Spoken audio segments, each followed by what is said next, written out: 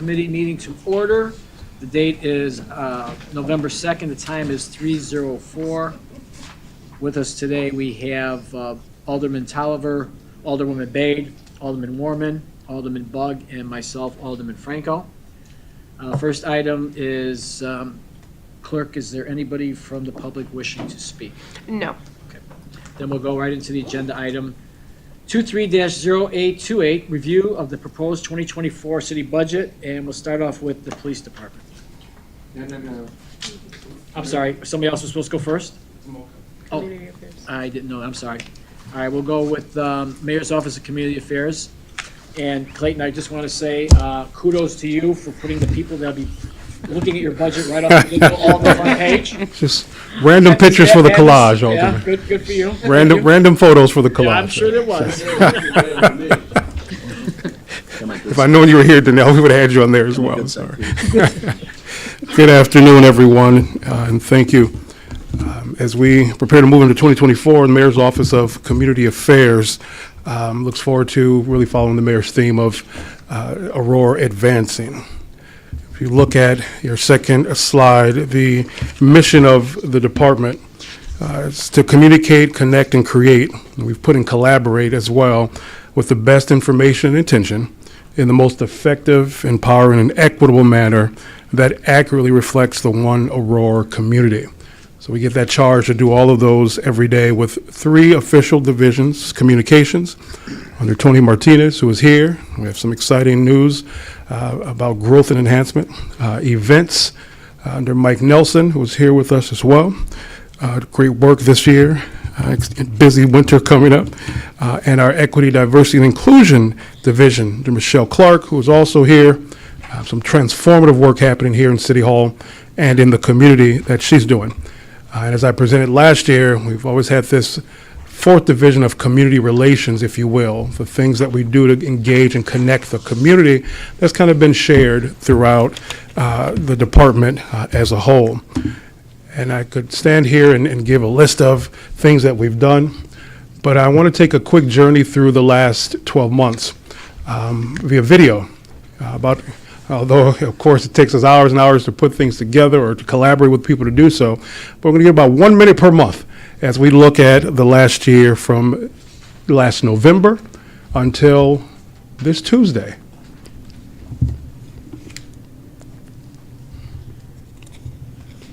People have so much fun shopping, you would think they live at the mall, you know those people.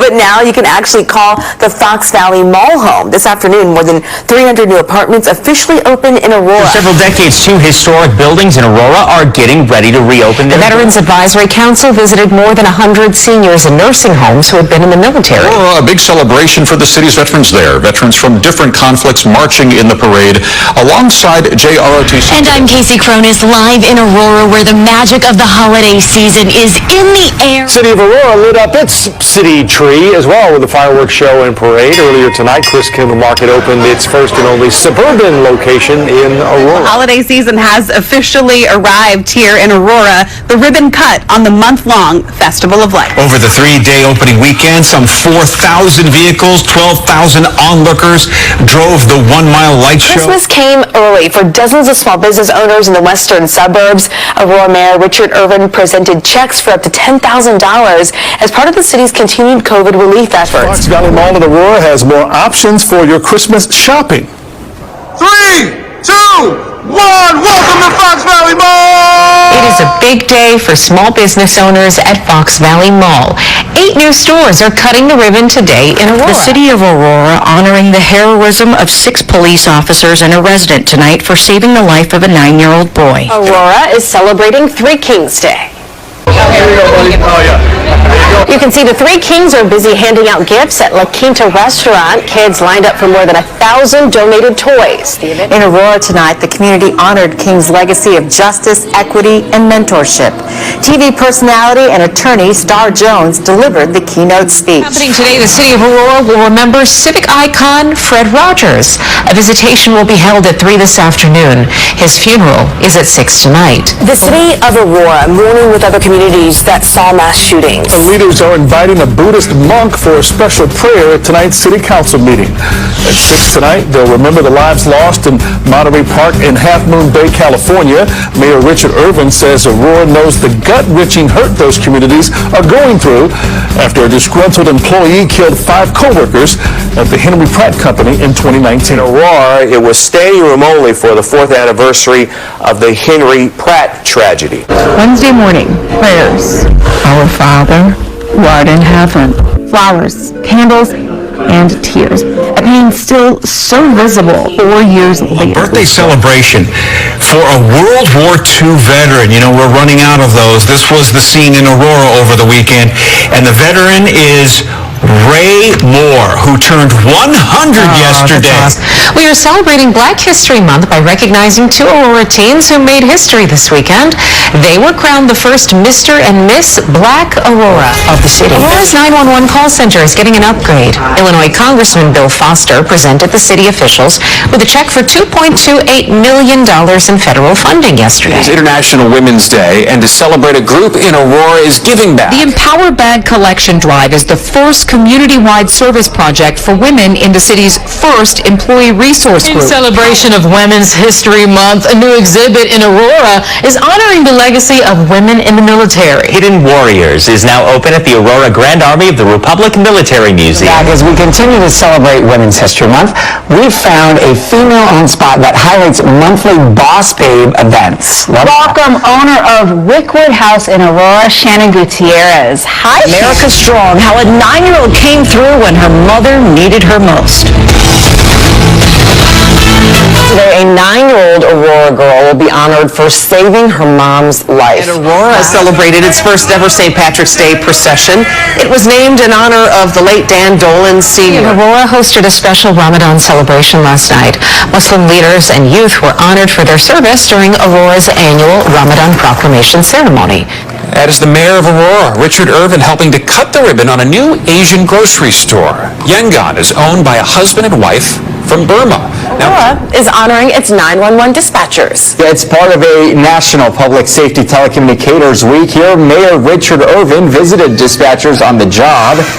He thanked them and called them heroes and gave them all rewards. Do you have an old computer or TV sitting around your house? The city of Aurora is planning here to help you get rid of those electronic safely. Need mulch for your yard? You can pick some up for free this weekend. The city of Aurora has a giant pile of it sitting at the corner of Illinois Avenue and State Route 25. Just one catch.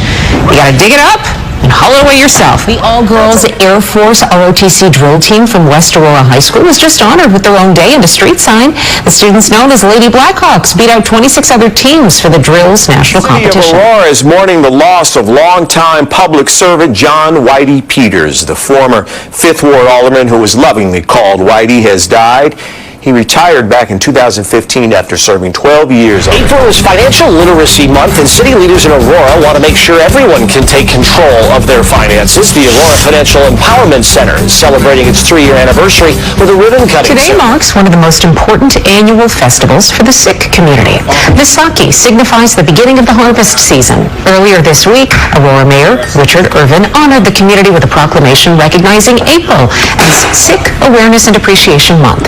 National Nurses Week, which begins today. Aurora first responders are honoring their nurses. There was a motorcade of fire trucks to honor the nurses.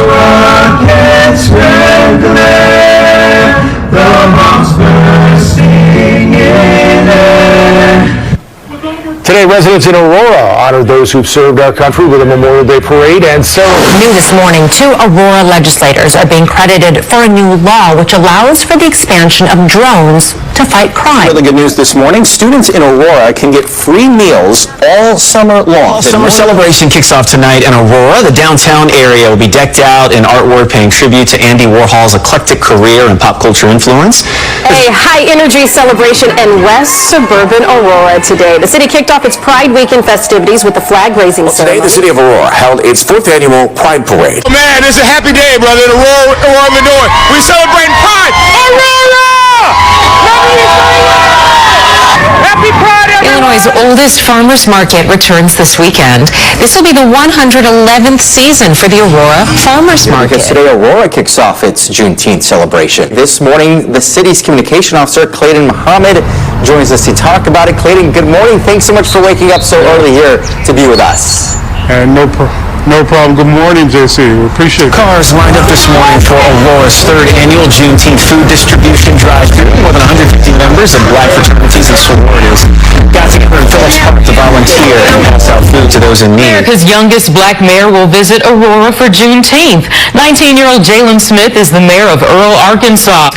Tomorrow he will be the guest speaker for Aurora's Juneteenth flag-raising ceremony. Today, international soccer star and two-time Gold Cup winner Angel Reyna will be speaking to people in Aurora.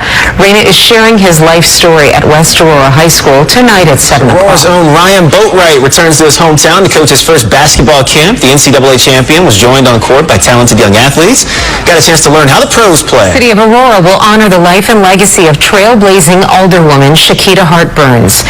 Hart Burns was the first black person elected to the Aurora City Council, serving for 32 years. First off, Paul, it was great to see you honored as the Grand Marshal of the Aurora Parade. That was fast. I was able to visit about that. Yeah, it was fun. It was a fun time.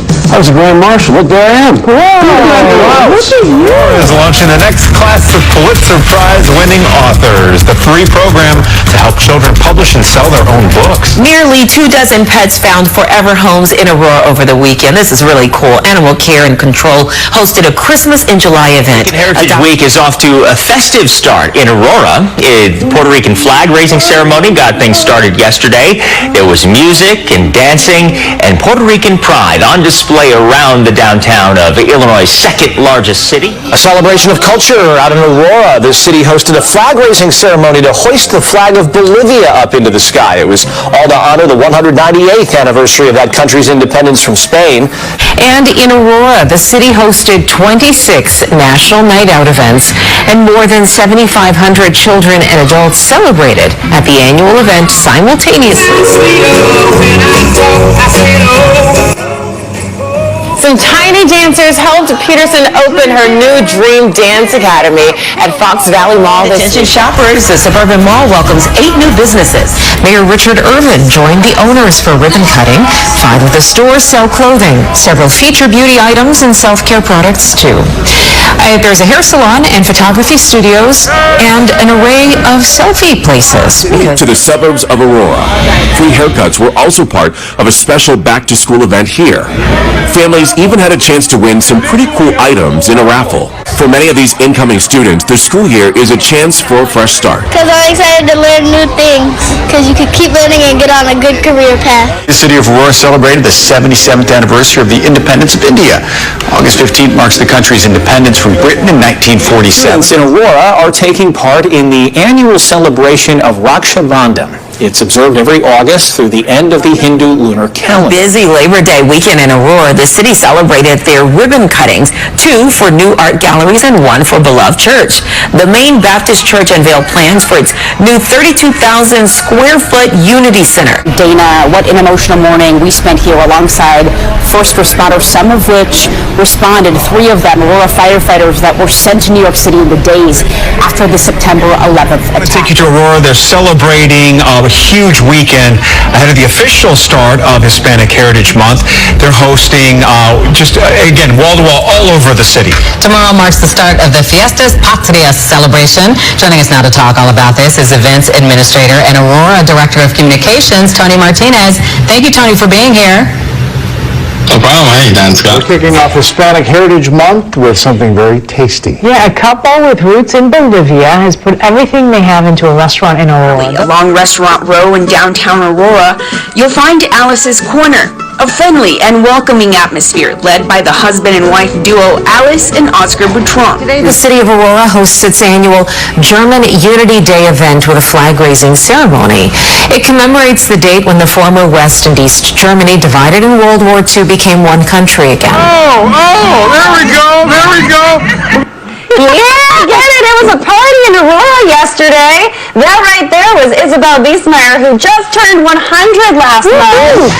What a way! She partied with other 100-year-olds in Aurora and other 1-year-olds. There was a huge celebration in Aurora for a budding centenarian, Letty Baker, turning 100 years old tomorrow. She's so gorgeous. Aurora's youngest alderman has been sworn in.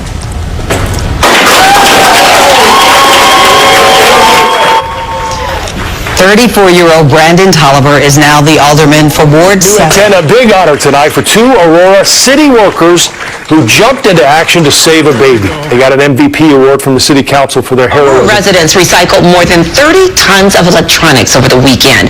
More than 2,000 people dropped off TVs and other electronics, saving them from going into landfills. Aurora is now considered one of the safest cities in the United States. Wallet Hub compared more than 180 cities across the country and rated Aurora at number 25. We know it's going to be a chilly one for trick-or-treaters, but the city of Aurora has a game plan, and that includes hot cocoa and heat towers to be. It is pretty full out here, so they're seeing some good attendance, the sort of thing they want to see. And a lot of folks have been coming here specifically because you can hit so many places in one time, which is key for those parents who are trying to stay warm. The city of Aurora is now trying to lure the Bears out of Chicago. A letter of interest says in part, the quote, Aurora offers unparalleled key resources to take a vision and make dreams come true. Look, Aurora's got it going on, y'all, I'm telling you. That's 12 months and 12 minutes there. So we had a good year so far since the last time we met. That is really just a high level. These are things that MOCA's been involved in personally, either organizing or collaborating, certainly communicating out to the greater Chicagoland area so that everybody can see what we're doing. We could have gone another 30 minutes had we captured everything that is going on throughout the year, and that's what we look forward to continue to do. And I think Terrell hit it on the head, and Aurora's got it going on, and that's why he spends so much time out here with our youth and making certain that they have accessible role models. He and so many other Chicago media personalities, because they see through their professional lives what Aurora's doing, and they make it in their personal lives to become a part of what we are doing out here in Aurora. All this is happening through our team at MOCA, and you see the org chart as it currently is with our communications to the left, events in the middle, and equity, diversity, inclusion to the right. And then there's that gray shaded box that we've always called community relations, again, as we work to build up. Those are at the bottom of the chart, the boards and commissions that we're responsible for, our cultural boards, our LGBTQ board, HRC, so that we can stay connected, engaged, and moving forward. Just some really high level overviews of things that have happened this year under the events division. As you know, Mike has been promoted from manager to director, taking the lead on our new Festival of Lights last year, jumping in. And that's what you see happening there. We have so many new initiatives like Festival of Lights, like Chris Kindle Market and the Warhol Experience. But we also have those traditional things like parades and fireworks at MLK, State of the City, and inaugurations. And some things like a mixture of both, like Halloween when it's 20 degree or 20 mile an hour winds, and how do you pivot and make those things happen? We've had extreme highs, like honoring our heroes, Ariana Lehman and APD officers who saved the young man from drowning, our water and sewer guys who brought the baby back to life. And we've had some extreme lows, the death of Alderman O'Connor and Fred Rogers and Deacon Bruce, Waddy Peters, and of course, Shakita Hart Burns. But we continue to celebrating life of 100-year-olds there, celebrating our nurses and our dispatchers, providing our children role models like Mayor Jalen Smith and Angel Reyna and Ryan Boatwright and Paul Conrad. And that becomes the work that we're trying to do here in MOCA, making certain that we do things in an equitable manner and pushing things out. And you see that in our events division, expanded farmers market this year with new activities, a new St. Patrick's Day parade, new staff recognition days to make certain things are happening internally and externally. A lot happening in the community events division. You see it reflected in the budget, how we continue or hope to continue to expand and ascend next year. Mike Nelson is here with us. Are there any questions for the events division from your budget items that Mike can help answer? Does the committee have any questions, comments? Appears we don't. Okay. Coming over to Michelle in the equity division. So much transformative work she's doing as a one-woman show, handling things as if it's an entire division with 4 or 5 plus people there, watching our Aurora Divine Nine Alliance grow from a local club here to last weekend, now becoming a national member of the National Panhellenic Council West Suburban Chapter. We're proud to start that here in Aurora, guaranteed 150 plus volunteers whenever we reach out to that group. We love to watch that grow and to expand. We're looking forward to expanding our Interfaith Alliance as we see things happening in Israel and Gaza. We know how important it is to bring our religious leaders together here in Aurora so that we continue to focus as one Aurora. Internally, the city certainly has begun to take on those tough conversations.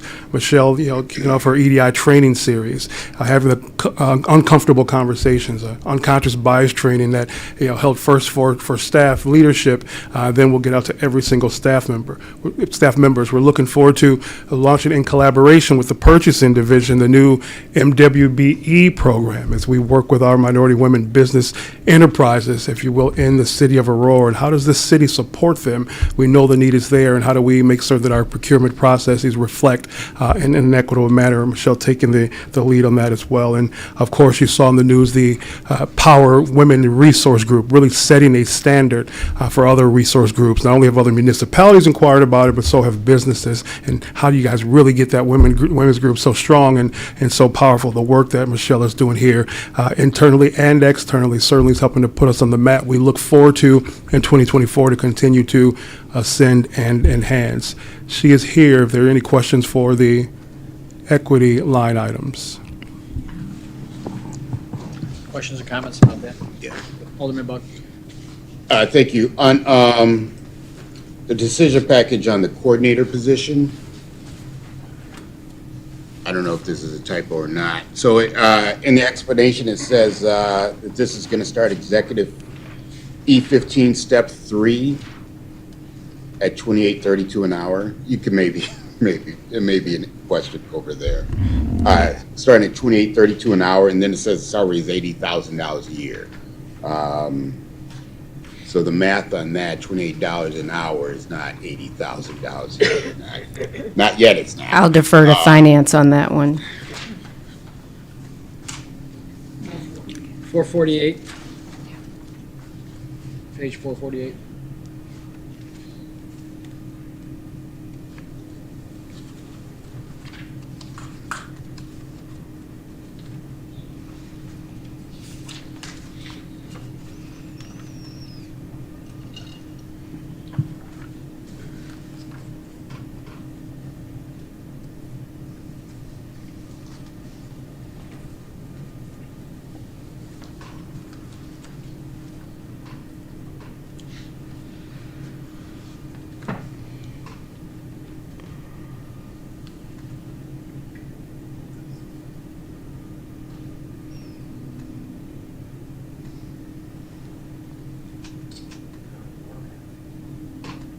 That could, even with the Hay study, $28, stepping up to $80,000 a year, that would be like huge jump. That wouldn't be. Potentially, that's more than likely a typo. Yeah. Okay. Thank you. Clint, can I ask Mike Nelson a question real quick? Yeah, Mike? Like I'm looking at under special events, Yes, sir. Page number, it's 456, somebody's following. It's got performance measures, Sure. and it's got July 4th revenue projected to be $1,000. How do we generate revenue for the 4th of July? I mean, what does that even encompass? Vendors. We line the Wilder Promenade with food vendors. We do charge. We hadn't been charging the last few years due to COVID. We were kind of working with our local vendors. We prefer local food trucks, especially for that event. We like to keep it, try to do Aurora business only. We have gone back to charging though, so we've been slowly bumping up that participation fee every year. Okay. So I didn't know where that originated from. But that Yep. makes sense. Okay. Yep. Thank you. You're welcome. Anybody have a question for Mike while we got him on the stand here? Raise your hand. I do. Yes, ma'am. I did see something we are adding with the lights every year. So could you give some more details? Holiday lights? Holiday lights, yep. So we, as you'll see this year, we've done a great job working with a small committee. We're enhancing the holiday decor in the downtown area.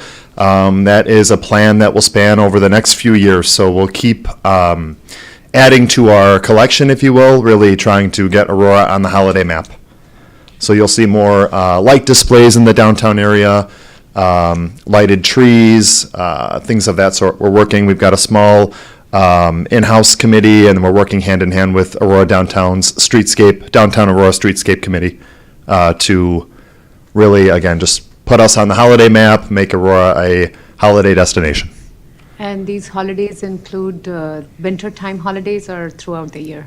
So that's a great question. So we, a lot of it, I believe, will be holiday events, but we're also looking at buying things that we can use all year round, things that aren't just, won't just be utilized for holidays. So, for example, we've got orbs right now, I believe, planted in the Riverwalk along the GAR. Those can be changed to any color for any time of year, any holiday. So we're really trying to think outside of the Christmas holiday box and really trying to purchase things and use things that we can use all year long.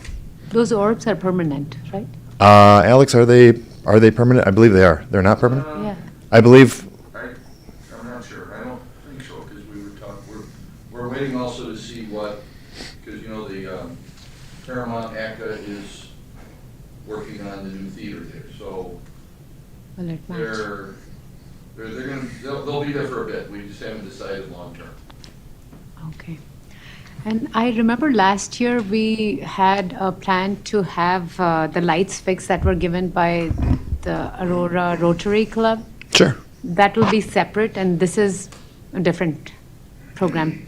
I believe so, correct? Those Yes. are separate, and they're at Festival Lights at Phil's Park. Okay, thank you. You know, while we're on that topic, Mike, we have it quick. It says here for the money allocated for that each year, it's a combination of purchasing and renting. Yep. Do we know precisely what breakdown it is? I don't need to the dollar, but percentage-wise. I'd have to get that back to you. We've been working with Jason on a lot of that. But a lot of the bigger pieces, I think we struggle with storing them. So renting is a nice option. We'd have to find places to store them, and we're quite frankly running out of storage space. And the reason I ask that is because I see 50, 55, it kind of goes Sure. up. Yep. And if we're purchasing that, we're accumulating quite a Yes. boatload of, lights. Yes. But if we're renting, the combination renting, I get every year, you're gonna have to rent some. So Yep. I'm just trying to figure that out. Yep. Okay. Yep. All right. Any other questions or comments? Yeah, I Alderman got Vaughn? a question. Did you throw in for a little garage over at our new facility on New York Liberty? I would love that. I would love that. I am running out of my own storage here, but I'm storing currently in a closet somewhere. But yeah, we're looking at all the options. All the options.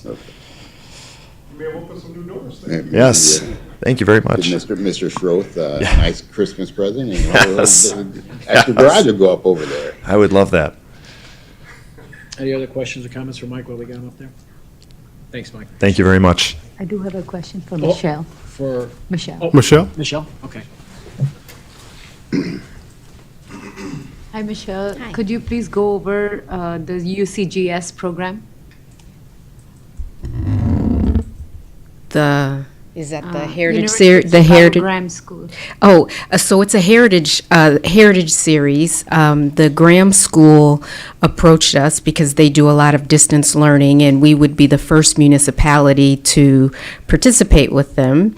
And the idea is that we would offer the community and staff a heritage series. So pick a month. It could be Pride Month, Black History Month. It could be what's happening between Israel and Hamas right now. Just going through culturally some history and learning, teaching us all about culture and increasing cultural competence, that sort of stuff.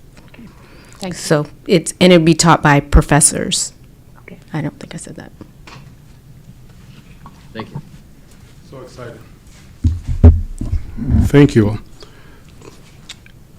Last year, we continued to talk about community relations, and as we look at expansion and ascending, we move now into a 2024 budget where this shadow division, if you will, becomes a reality under the title of community engagement as opposed to community relations. So many things that we're already doing, as you've seen throughout the videos and just our interactions throughout the year, that we're handling under this department. Both Tony and I come out of school community relations, school public relations, and in that school model, you do everything from marketing, communication, to community relations.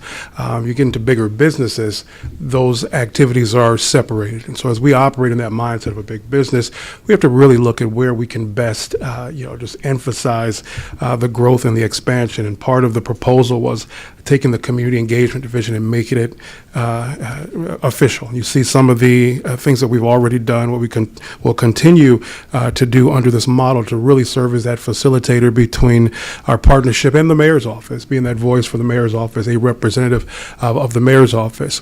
And with that, we looked at the department, MOCA as a whole, and realized that it really is a public engagement office. You see so many engagement officers coming out of Chicago, out of New York, out of Chicago Transit Authority, and so many bigger companies there, in the Office of Public Engagement out of the President's office at the federal level to be that middle person, that middle entity between government and our community partners. And we have such a wide breadth of partnerships, as you well know, from our cultural groups to religious groups to business and all that we just naturally do under this department. The mayor definitely saw fit to improve this division, get approved as community engagement. And with that, we looked at internally here, and we already had an engagement division and how best we could streamline everything. And we're bringing those engagement folks under the mayor's office of community affairs, those neighborhood people that you're used to working with. I think you're going to be really excited to see how we make certain that every alderman has an engagement person right there, to assist you in your activities. This community engagement division, again, bringing the teams over, but now supported with the partnership under MOCA, with events, with equity in particular. So now as we do events through the engagement division, we have event people like Mike, who's been doing this for nearly a decade, who has such a wise depth of knowledge on it. So now we're partnering to make certain that all the events and engagement activities are streamlined across the board. So when you come to the Ward 9 cleanup, we know, Alderman Bug, that your sound system's going to be there ready to go. If you need a stage, if you need a DJ, now under this model there, you still have your engagement person, but now it's now spread across the MOCA division, really the fingerprint that we like to do everything. And I use the ribbon cuttings as an example. You can always tell a City of Aurora ribbon cutting versus other ribbon cuttings, just because some of the things when you come in, the stanchions are there, the ribbons are there, the music's there, the scissors, it's branded as an Aurora piece. We want to be able to do that across the board, and every department has some community engagement initiatives. We saw just this week when we were over at Station 8, for the bike and pedestrian study. That's community engagement. We saw it on the screen with our electronics recycling. That's community engagement. Today is the International Existing Business Code workshop. That's community engagement. So internally, every department, police and fire, engage the community in some way.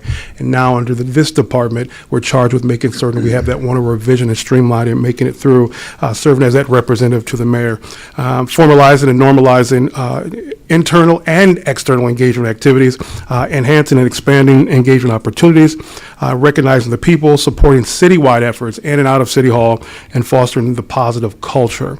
Sometimes in the business world, this is called the culture, the people and culture office. How do you make sure that good energy is there?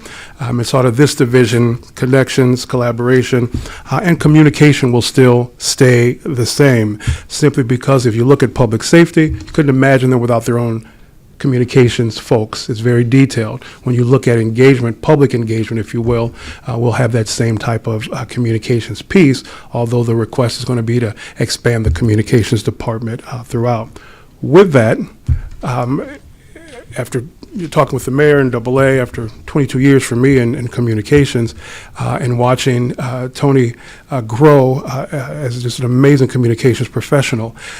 We talked and looked at an opportunity for me to evolve into the city's the chief engagement officer, still the chief equity officer, merging them both together, still doing the work that we do, serving as the mayor's spokesman and for the mayor's office, and handling things from a mayor's office level, allowing for the growth of the communications department under Tony, as he'll go into more detail with the proposals, him as the chief communications officer, along with chief marketing officer. We really have never had that position, or really that strict focus of marketing here in the city.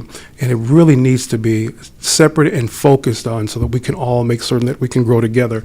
If you saw 80 plus videos at 12 minutes, if we all join together as communications with public engagement and public safety and citywide communications, we can quadruple that across the board, especially with some of the amazing team members that Tony has with technology. And so what you'll see now is the proposal for Mayor's Office of Community Affairs to stay the same. Nothing changes with my position, but the title, carried to Chief Communications Officer, Chief Equity Officer, Communications dropping off, Chief Engagement Officer stepping in, still serving as the mayor's spokesman and an advisor, as we continue to move the city forward under the mayor's Office of Community Affairs. Someone pointed out that's kind of like the public engagement office. It should maybe the mayor's Office of Public Engagement. Well, we like MOCA more than MOPE, so we're going to keep it as mayor's Office of Community Affairs. So we're not trying to be mopes around here. But if we're the Department of Public Engagement, we can be pretty dope sometimes. So that's our goal as we move forward in 2024. Thanks, Alex. Appreciate it. And so that's the proposal as you watch this division grow and then the department evolve. You're going to see from your own personal seats as aldermen the benefits of having communications, people assigned to you, engagement, people assigned you with events, and that team that's already with Brian and Karina, Sadiq, really coming over and just amplifying your neighborhood events tenfold and just really bringing some great energy. And with the communications, we all can work naturally together. Any questions on that piece? I know I went pretty quickly. I have a question about the brand and marketing division. Yes, and that's coming up. Yep. Okay. He's coming up? Yes, yep. Okay, so Full I'll presentation. just wait for that. Okay, perfect. And the Communications and Marketing Department is the proposal. Well, but I guess I have a bigger question too. That'll be a little bit more nuts and bolts, the next one. But I think when I came on the city council 8.5 years ago, we had hired a firm to basically be our branding firm. Remember we went from all the green logos and that to the yellow and blue and the different things. The Star Trek, yes. The Star Trek, yes. I couldn't wear mine today, but I got the round one on. But so will this duplicate what they would do, or would they be responsible now because we have our own department as opposed to contracting out like we did there? I mean, would they pick up the ball if we're going to change logos and stuff, and this is what they do? Yeah. I'll let Tony go into detail when his part comes up, but it would be a hybrid for sure. I mean, we have now full-time 24-hour people to do marketing. We need it all the time. When we brought in North Star Destination Strategies, they were here, I believe, about a year period of time with a really high price tag, and as you guys know, we come back, as you call it, the Star Trek logo and things here, and we've worked around that. You still see the symbols that are here, but Tony's plan, as he'll show you in just a minute, is how do you bring that internally and partner with external people, but having professionals in-house to merge marketing and communications as a whole. So he'll go into detail. Clayton, did you mention somebody will be assigned to Alderman's office or Alderman? Can you expand on that? From both the departments, again, Tony will go in detail from communications and marketing, but under the Mayor's Office of Community Affairs, as we grow the engagement division, the same engagement neighborhood specialists that you've had, the 3 that are working, plus it'll be an additional supervisor, they will have assigned aldermen to work with. And so as we work with Rich and his team there, they know that these however they're broken up in the office, there will be an engagement person assigned to them. And so as an alderman, either ward alderman or at large, you know that this is the person that I'll call out of MOCA that will help me do the planning engagement activities. You know them already, who are already in place. What you have now is the added support of having events experts, if you will, with Mike and event coordinators with his team who can also come along with expertise to help plan events as well. And then you add the equity lens on. I know sometimes we reach out and say, can you help find a singer, or can we look for a different speaker? Now we bring the equity lens on, so when you look at Aurora events, even in your wards, it reflects our community as a whole. So we're really looking forward to watching that grow. Okay. All right. Alderman Buck? Could you just, I don't know, I'll ask the question now, and maybe we'll get the answer later. So I see where you're going. It's fantastic. I think because we just had Mr. Shanahan here and his community development, or his portion of it in the community, it looks like we're coming together a little bit. So we'll kind of explain to us the delineation. Yeah, and we always have been at some aspects, and when we saw this, we probably were converging, a bit much, and that's why we saw this opportunity to really differentiate from a community service. What services are you providing to the community?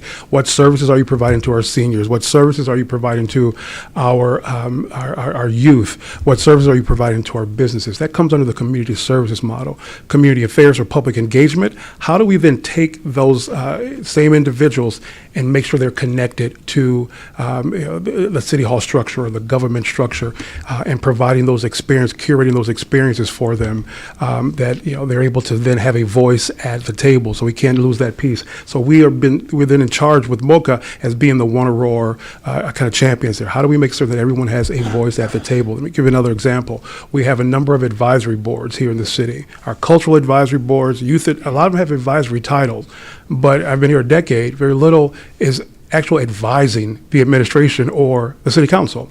We then have a plan in the new MOCA model under engagement that there's regular communication avenues where our advisory boards are advising the mayor and the city council on activities that relate to their charge and not just planning events. So when we go to the African American Heritage Board, what advice are you bringing to the table to help Aurora's Black community, Aurora's Indian community, the LGBTQ community?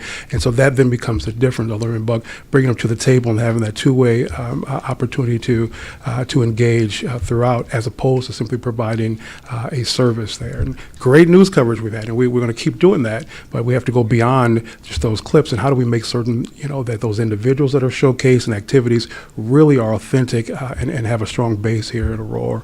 And so it's a work in progress, but we did see it converging a lot more this year, the last couple of years than before. And it was our opportunity to say, this is what community engagement, community services will do, providing services to the community, and community affairs will manage the affairs from the mayor's office level. Often we get in the community, as you all know, they want to speak to an alderman, they want to talk to the mayor. And you'll continue to work with your wards and your constituents, and this office will help serve from the mayor's perspective, that when we're meeting with groups, they know it's a direct line to the mayor. That's why we'll hold on to that mayor's office title. Okay. Any other questions on that piece? I know there's a lot of changes. I think we're good. Okay. And then finally, our last division, I'm going to turn it over. We sit here in a room that kind of born out of Tony's mind and his expertise and professionalism. You go across the hall. We were at the ribbon cutting, and we just see the difference that it's made already with bringing the Aurora Media Center here.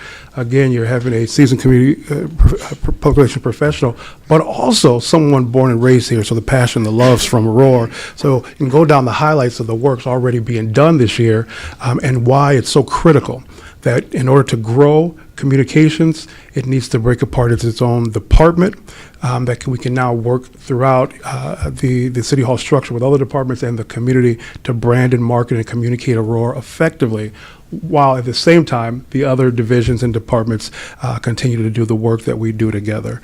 And so if there are no questions for me, I'm going to turn it over to Tony, who, per your approval, hopefully will be our new communications chief and marketing chief. Tony? Thank you, Clayton. Tony Martinez, Director of Communications. There you see accomplishments, external, internal. You know, one of the biggest accomplishments, obviously, yes, we're in this room. We're here broadcasting live all of our committee meetings, all of our council meetings, and it's a huge effort. You know, we have a small group right now of 5 individuals on our communications team. You know, we have Alex Johnson, who's behind those controls in our control room right now, controlling the cameras, controlling that live feed, going out to our outlets. We have John Zaglo, who is our communications coordinator, handles the website. He's also manning the computer and the presentation here tonight. We have a graphic designer, Tom King, and then we have our communications coordinator, Nicholas Richard Thompson. So we are a small but mighty team, and you see, you know, some of the highlights we've you know, done this year. So we obviously revamped, you know, this location, all the technology. Can't wait for the city council chambers to be completed, and you'll see, you know, all the beautiful technology down there and the functionality of that room. Another accomplishment that we're very proud of, working with IT as our partner, we fully launched Inside 44, our employee intranet site.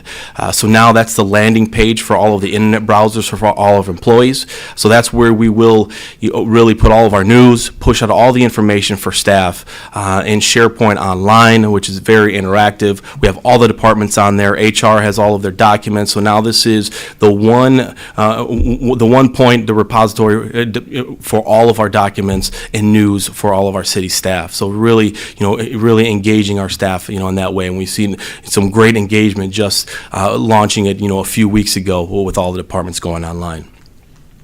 So at this time, we'll switch over to my PowerPoint, I believe. John, if we can switch over to the communications and marketing piece. And I'll give a brief overview. We'll go through the admin portion, and we'll go through the different divisions that are proposed for the communications and marketing department. So as Clayton, you know, touched upon, right? They're doing the engagement piece very well.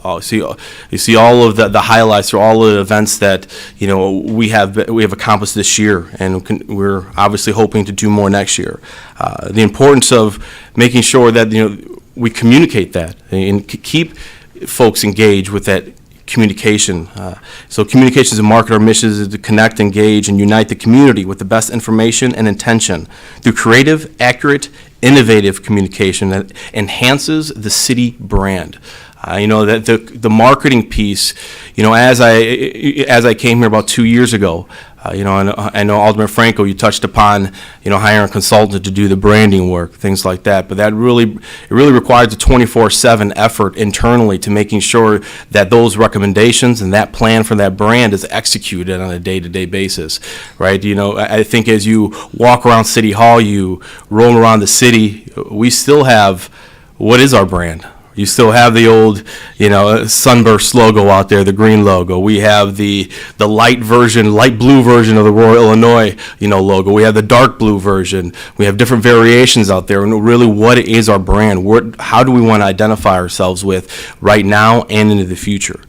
So that's why we're looking at a communications and marketing department, and with 3 divisions: brand and marketing, communications, and video production. And I'll go a little bit into detail on what that looks like. But as an overall communications and marketing department, the overall and ultimate goal for this department is really to operate like an in-house, you know, ad agency, marketing agency.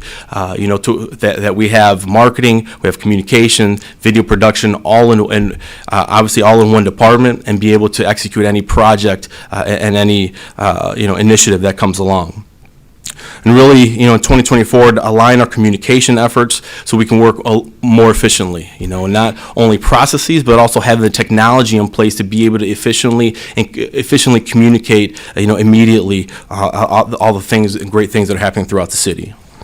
And as we implement, you know, obviously the work that goes on, implementing an internal work order system right now that we don't have in place, working with our T department, you know, it should be just like if we need, our facilities department, we put in a work order, and if we need a window fix, or we need the floors cleaned, or we need something if something's fixed in the facilities, that should be the same way in the communications and marketing. That way we can better track the work that's coming into the department, we can track the amount of time it takes, and we could track the turnaround time, so making sure that nothing falls through the cracks. Right now we've been operating on a kind of an email system, emailing me, email my team, can you do this project, can you complete this sign? This way we can make sure that we work more efficiently, so that way we can work more effectively as a department. And also to expand the communication efforts, I'll go a little bit into that in the communications division, to create more two-way communication. I think nowadays, back in the day, even a few years ago, it's okay to have that one-way communication, but I think people are wanting more, right? And how do we engage, and how do we engage in that two-way dialogue, so then that way we can, not only the residents hear us, we hear what the residents are saying, and have that, engaged, conversation. First division I would like to go over is the branding and marketing division. So you see right here, we have 3 positions here. 2 are existing. So we already have a coordinator on the website, coordinator for graphic design.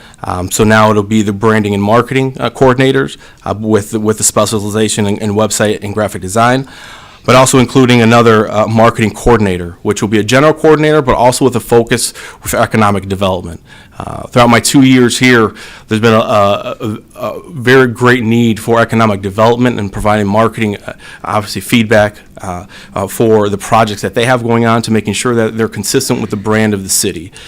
So not only will from the chief communications and marketing level, where I provide that strategic direction where we're going, but also having a coordinator there with economic development, with our department, to making sure that they can help support those initiatives, those projects, those deals that they're trying to solidify on the economic development side. Johnny, can I make a comment real quick? Yep. This is where I had a question before, which you've explained. It's on page 471. It talks about brand and marketing coordinator, like singular, and it says 3. So yes, so they're actually all, so to make it easier, just like in the communications division, you'll see they're all marketing coordinators, but they have a specialization. So they're all marketing coordinators. One will have a specialization in website, specialization in graphic design, and then the other one is a general kind of economic development. You'll see the same thing in communications, where they're all coordinators, but they'll have their specialization And the only reason I questioned that is because I saw coordinator, I'm like, well, that means 1, but we got 3, and that's okay, but I just, I was just kind of a little bit confused, but you clarified, I just want to make sure. Okay. So when we talk about branding and marketing in 2024, I think some people ask, what's the difference? What's the difference between branding and marketing? Branding is the why, who we are, why we are, right? And the marketing is how we do it. So when you're looking at, marketing-wise, especially in the government agency level, corporate, obviously has their own. In the government realm, marketing is how you do it. That's the immediate. How do residents engage? How do we create those creative messages? The branding is the why, is the overall arching and more strategic plan throughout the entire process. So basically, in terms, marketing is more immediate, more the short term. Branding is more of the long term of who we want to identify ourselves with. So branding really identifies a trajectory where we want to go. Marketing really details those tactics, and then marketing really drives the engagement, sales, right, if you're in a corporate, right, but it really drives the engagement and how many people attend an event, how many people interact with a Facebook post, how many people interact with an Instagram post.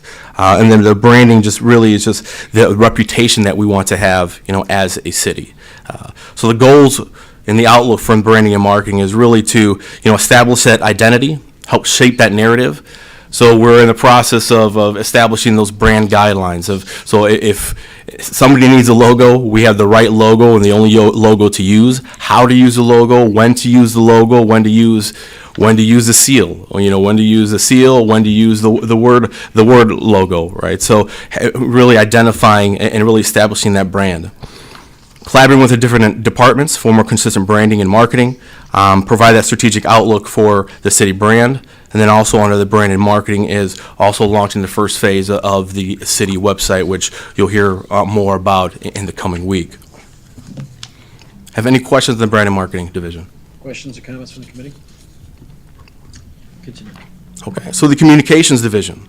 Obviously, this is one that we're transferring, oh, sorry? I'm sorry, Alderwoman Beatty, did you have a question? Yes. Okay, go ahead, sorry. Could you go over the details about the website? Any updates on it? Yeah, so you will be receiving an update on the website, a presentation, the website here in the next week. So we are in the process of we're in the process of electing, going with a new website vendor. There were some stumbling blocks here, some things that we encountered with our original website vendor that we did go with. So we'll have some more details on that, much more details on that, in the coming weeks. So I don't want to go into too much detail with that now, because we're going to be you'll be sharing that information with you here in the short term.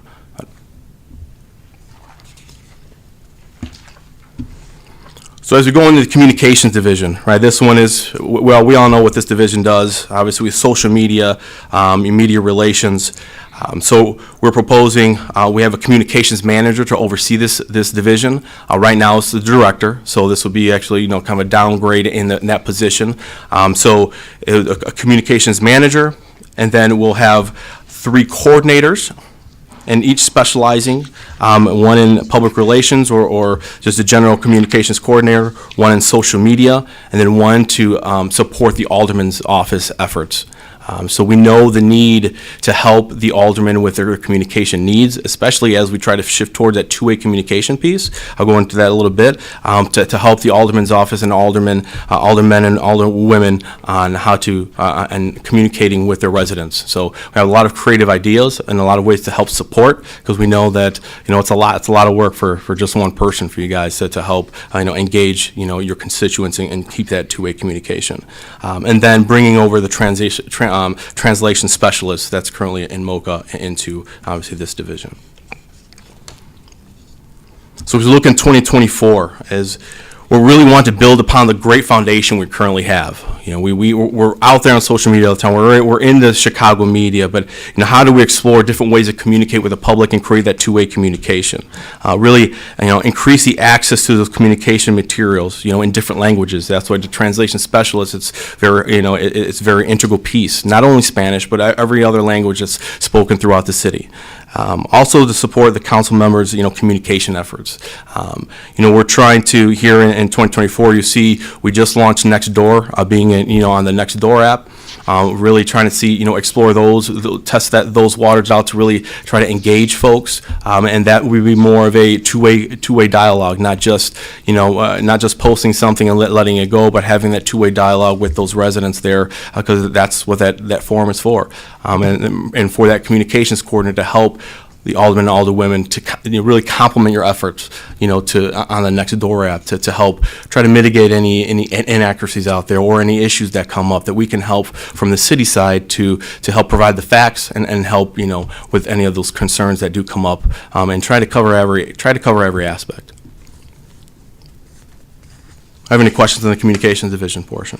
Questions or comments from the committee? Go ahead. Next is video production. This is a division that I know Alex is behind those controls there. His eyes are part watering because he's probably very happy to hopefully get some support back there. But right now we have one person really that knows the ins and outs of that equipment. We all can serve as backups, but really give kudos to Alex Johnson for the great work he's done, and really being here day in and day out. We've created some great partnerships with Good Morning Aurora. He gets here at 7:00 in the morning, and some council nights he's here till 8:30 p.m. at night. So this division has helped grow our efforts to really provide top-notch video production, and complement those communication efforts so that we can create materials and programming all year round for obviously our public access television and all of our communication and marketing needs. So in 2024, you see we're proposing to adding a community services coordinator to help Alex out, and then also adding 2 seasonals / interns. to help out, to see how we progress into that, how we can increase our programming, how we can increase video production here in the city. In 2024, we'll continue to establish partnerships with those different entities.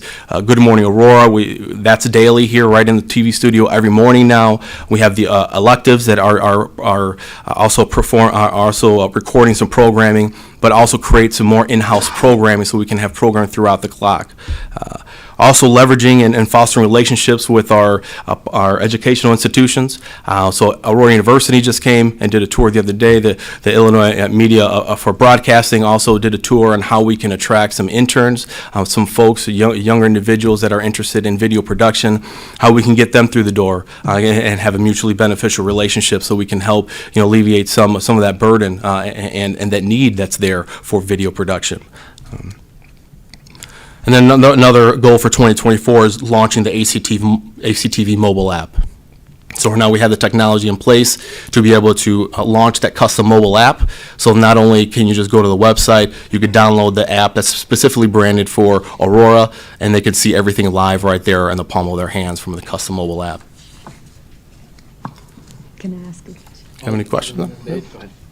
Tony, I have a question related to the ACTV. Mm-hmm. This is for the app, but currently it's online, like Good Morning Aurora.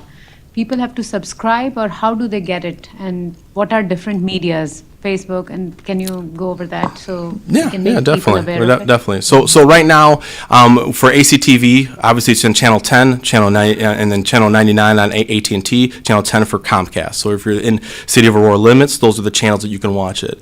We also have it live on our website. So we have, if you click on the little television icon on the homepage, it'll take you to the landing page, and you can watch it live right there. So it has a screenshot of and live feed from ACTV, and it also has a programming guide right under that. With the ACTV custom mobile app, all they need to do is look for the app, which we have the QR code for, download the app, and then it just comes up. There's no subscription, there's nothing. They can just watch it from the palm of their hands or on their iPad, whatever device that they download the app to.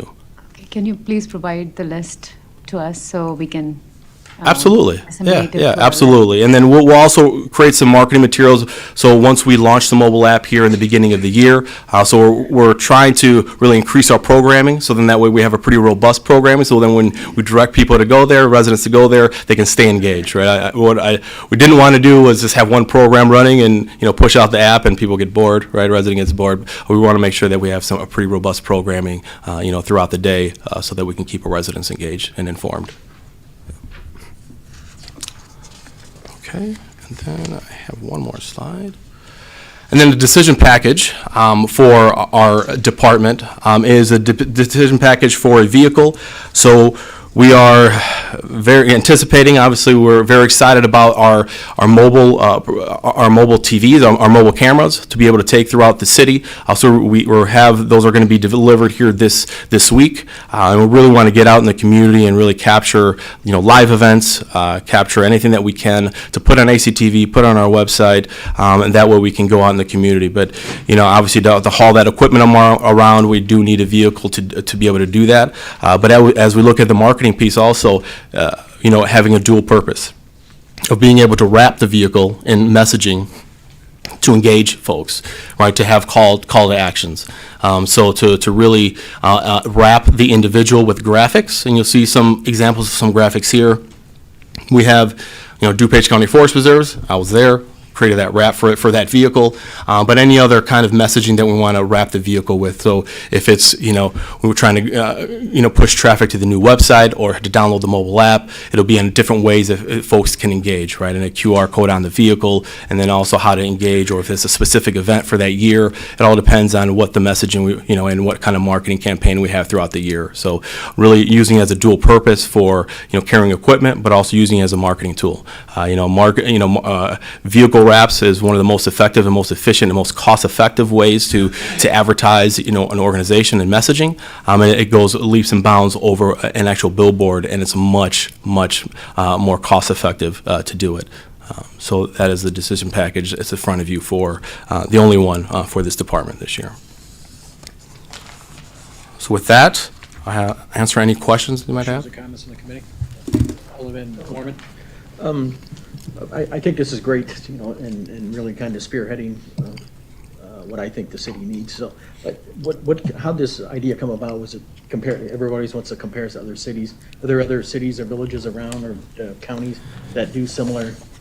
Absolutely. So, this has been a conversation that's been there for, since I've gotten here, right? And the need for marketing, I think, is pretty apparent, right? So we look at other cities, just looking at other cities comparable to our size. Currently we're severely undersized in our communications, and that's not even including the video production side. So you look at cities around our size, they're easily double the amount of folks that we have that include communications and marketing. And then even when you look at media, it also eclipses to almost 3 times, the department size, because obviously the video production side, we're just starting off, but that takes a lot of resources, right? I think everyone gets really excited with the video pieces, right? And to see how all these different TV programs are using live, these like PD Live or carpool karaoke, cool things that they do on TV. Oh, why don't governments do that? Well, you also don't see the slew of people in the background, to try to execute that. So we have looked at comps, and that's how the structure was determined. And then with this new department, how many new, I was trying to find it through here, if there's a total of how many new staff members will come on board for 2024? So we're looking at netting, I have that number here. We're netting around 5. Yeah, 5 and then 2 seasonals. And then I guess our goal is transparency, I think, is something that we always hear about. Changing that perception that people still have as Aurora, as it's, unsafe, or, this is all the ideas that we're going to try to push out to people and use that to our full advantage. And as aldermen, we'll have access to help coordinate events and things like that as well, too, with that new person. So I think it's a great idea, the way you guys have this set up, so.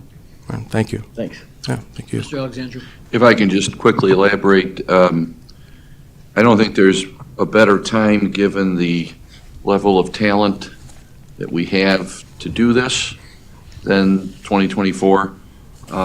Tony and Clayton have worked very, very hard. Their team has worked very hard. And frankly, our cable TV studio, that whole effort really took a hit in 2008, 2009, in the Great Recession, when we had to cut a lot of that, and it never really came back. And yet other communities have very successfully communicated and engaged with their residents, visitors, using cable, using all the social media. And so we also, out of respect for the tremendous amount of time that Clayton puts in, sometimes round the clock, and work that people don't see, having the team with him gave the mayor and I supreme confidence that now's the time to make this division and this separate department. So I think we are equipping them as best we could, given the constraints of the budget. But as things go next year, and we'll monitor, there are still things to complete, but I think we're giving them the proper startup tools to make this successful right out of the box. And we're just very thankful for both of them and their staff. They've done great work, and they're going to do even better work in the future. Tony, I got a question for you. Yes. We used to do quarterly newsletters from the city, mail them. Are we going to do that again? Now, let me go a little bit further. I know we're getting to the digital age. I know mailings it's not archaic, but I know we're trying to get away from that. But I do know that there's a number of people out there that like to get information in the mail, whether they got it online or not. I'm not suggesting that we do quarterly newsletters again, but with all this exciting stuff happening, it would be nice if we did a mailing, in my opinion, say, the TV, the websites, all this kind of stuff, let them know that, and then we're good for a while again before we get it. But I just think that there's a segment of people out there that's just not in the digital age yet. Because I know when I send out my paper newsletter, they love it. So I know it's an expensive thing to do quarterly, but is there any thought about doing that periodically to say, something new and exciting is happening, let's send that out. There is. So there are funds in the line item for a newsletter. I mean, like you said, I don't think we're going to get back to the quarterly newsletter, frequency, because it does take a lot of funds. But we'll find ways to hit, to feed information and get the information how residents want it. So whether it's through a survey or whether it's an opt-in, to be able to really hit those folks that really want that paper, newsletter, and we'll find ways to do that as we, strategically plan out, as we, grow the team, are in full force, and we come together for that, strategic outlook and how we really want to execute communication, going forward with the feedback from our residents, from you, and the rest of the staff. Thanks. Oh, Mr. Alexandru. And I think, just quickly, we know from the resource guide that came out of Katrina Boatwright work, there still is a desire for people to have materials on paper in a book form. Also, in my time here, past administrations have utilized newsletters at either different frequencies. Now, we had less social media opportunities then, but they were done either comprehensively with multiple topics or they were sent out on single topics.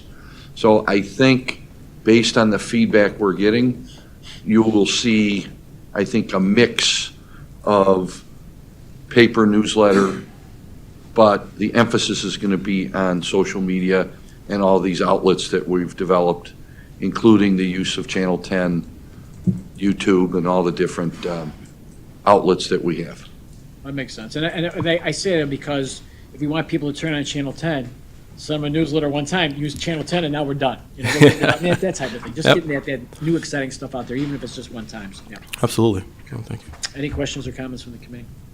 Alderman Rash. Thank you. I also think you guys do a great job, and I know you work a lot of hours. Did we look at NC-17's model in this? How they do it, because theirs is set up more as community television. It is. To cover more than just the city and events and ingrain themselves into the city. My concern is that this looks a little bit like state-run media versus having an independent nonprofit that gets some funding. Yeah, we did look at that model. Yeah, like you said, they are set up much differently. They are subsidized, partially subsidized by the city.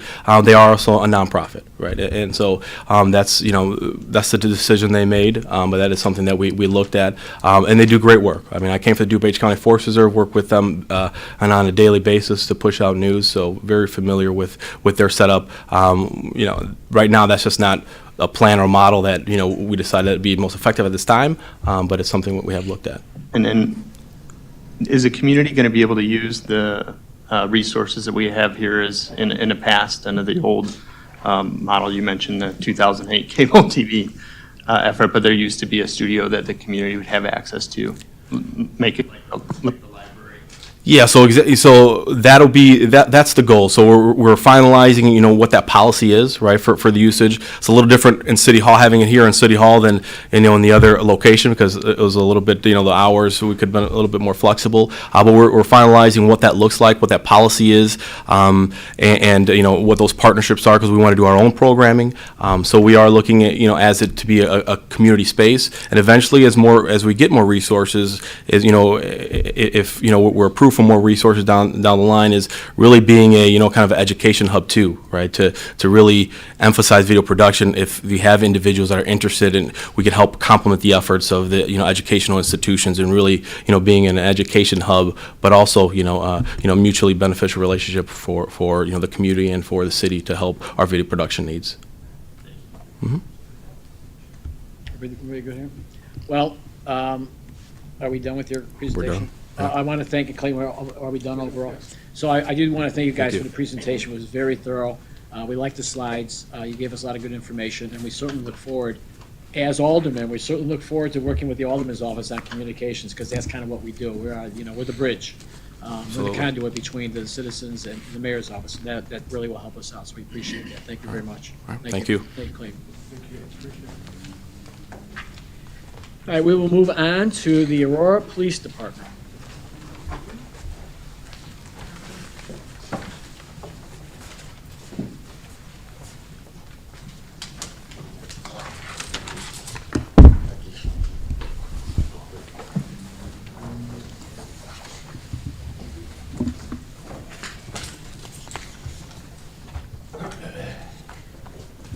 Good afternoon, everyone. Thank you for allowing me to present the Aurora Police Department's budget for 2024. Before I get too deep into the police department's budget for 2024, I just wanted to go over some highlights of 2023. Chief, can I just have you say this is Chief Cross, just for the record? Oh, I'm sorry. This is Yeah. Chief Cross of the Aurora Police Department. Sorry.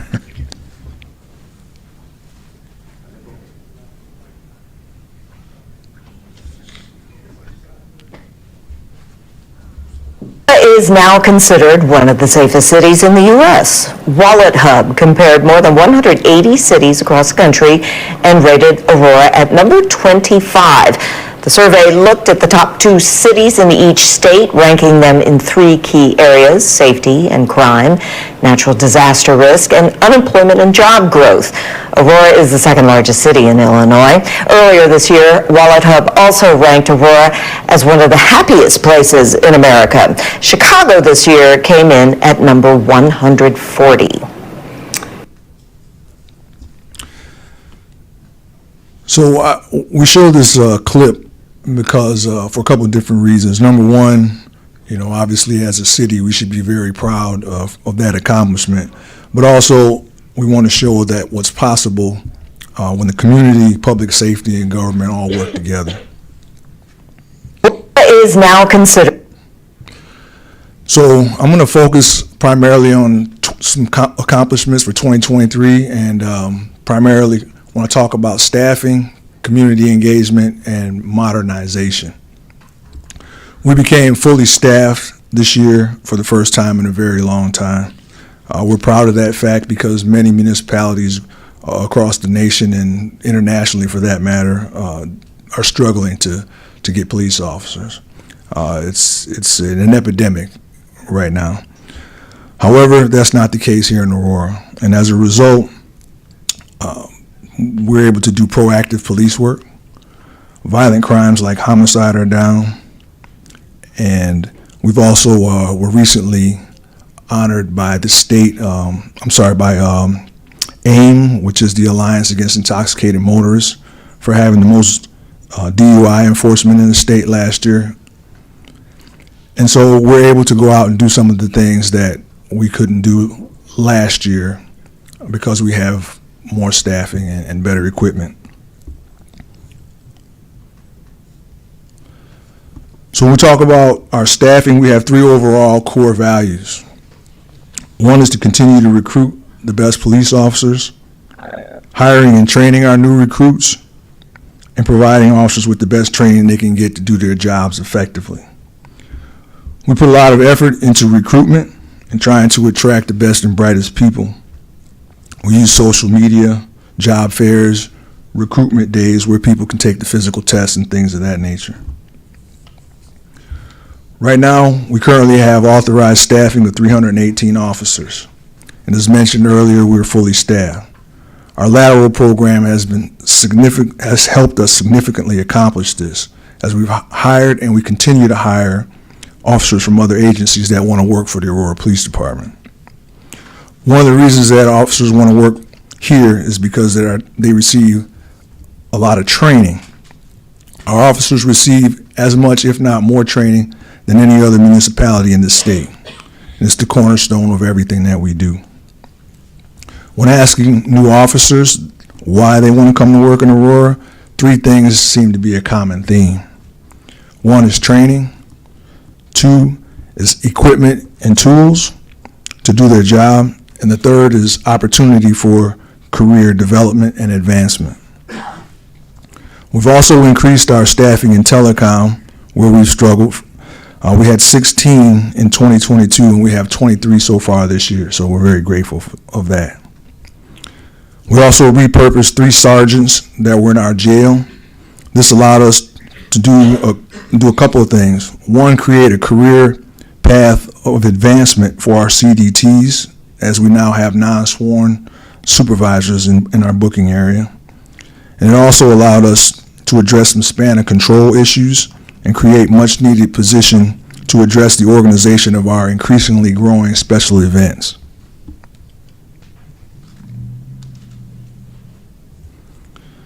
Next, let's talk a little bit about community engagement.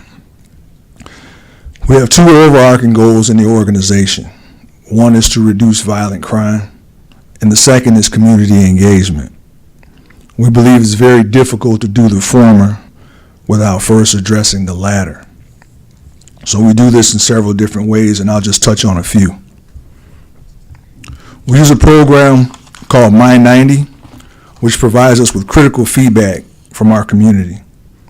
My colleague, Deputy Chief Thomas, will speak more about My90, but I'll touch on a couple of things.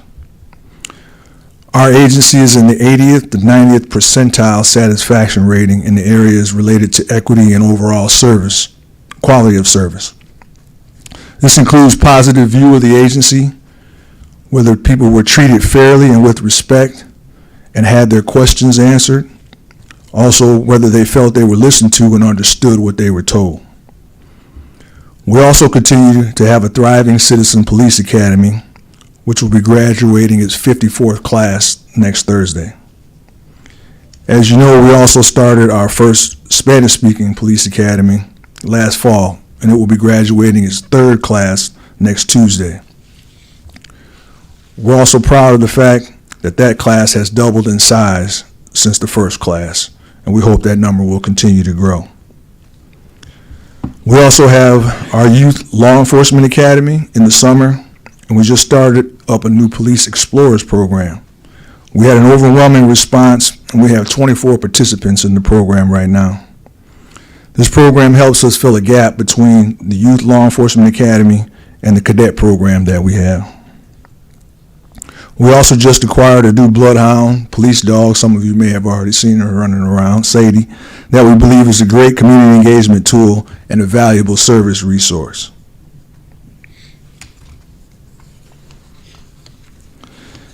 And next, with regard to our modernization, we also continue to modernize our operations to keep up with the ever-changing society.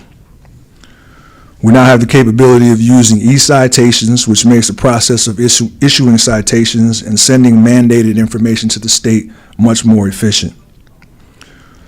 We're also in the process of standing up scheduling. The UKG, I think some of the other city departments are already using it, but we're getting ready to get started, I think, sometime next month. And this should streamline many tedious scheduling issues that arise in our department. We're also in the process of trying to continue to modernize our dispatch center. This has been an ongoing project that's almost done. The center has received a much-needed makeover with new consoles, monitors, and furniture.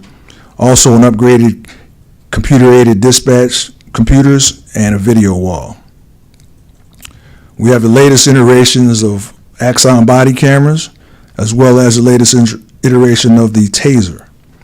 We've also seen tremendous benefits from using Axon's Evidence.com evidence solution. Benefits include more efficient and effective evidence sharing between the community and the police department, cost savings, and saving time for officers to complete other tasks. We're also in the process of standing up our online reporting system, which will allow people to fill out some reports online and will be a time saver both for the community and the officers. We've also made the successful conversion from UCR, Uniform Crime Reporting, to NIBR's National Incident-Based Reporting System. We also had some crisis intervention unit infrastructure improvements.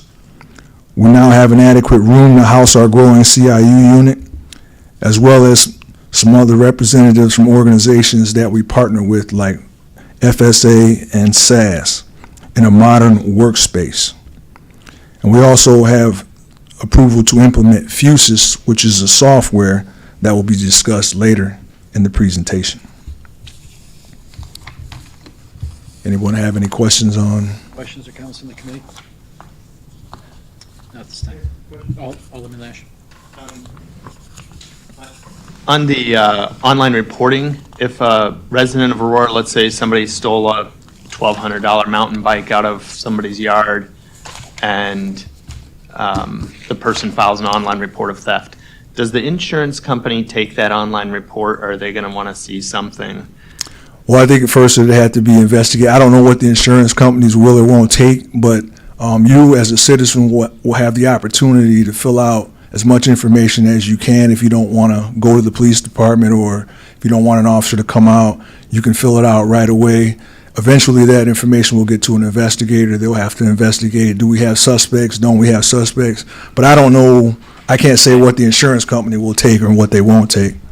Okay. I can just tell you that For it's somebody to fill out their own police report, that's what I was asking. Yeah, they can fill out their own, as much information as they can. They'll be allowed to fill that out, and that will come to us, and then we will have to investigate it, make sure it's a bona fide crime, and then, liaison with the victim, and then, go from there. But that's the idea, is that a person wouldn't have to wait for an officer to come out. If, it was maybe in the middle of the night and they didn't want to come out, they didn't want to wait for an officer, it'd be easy for them to go and put that information in to be followed up on later. We wouldn't want, obviously, someone, if it's something that's going on right now, to do that, but try to make it a little more efficient for people. We're good. All right, I'll turn it over to Deputy Chief Thomas.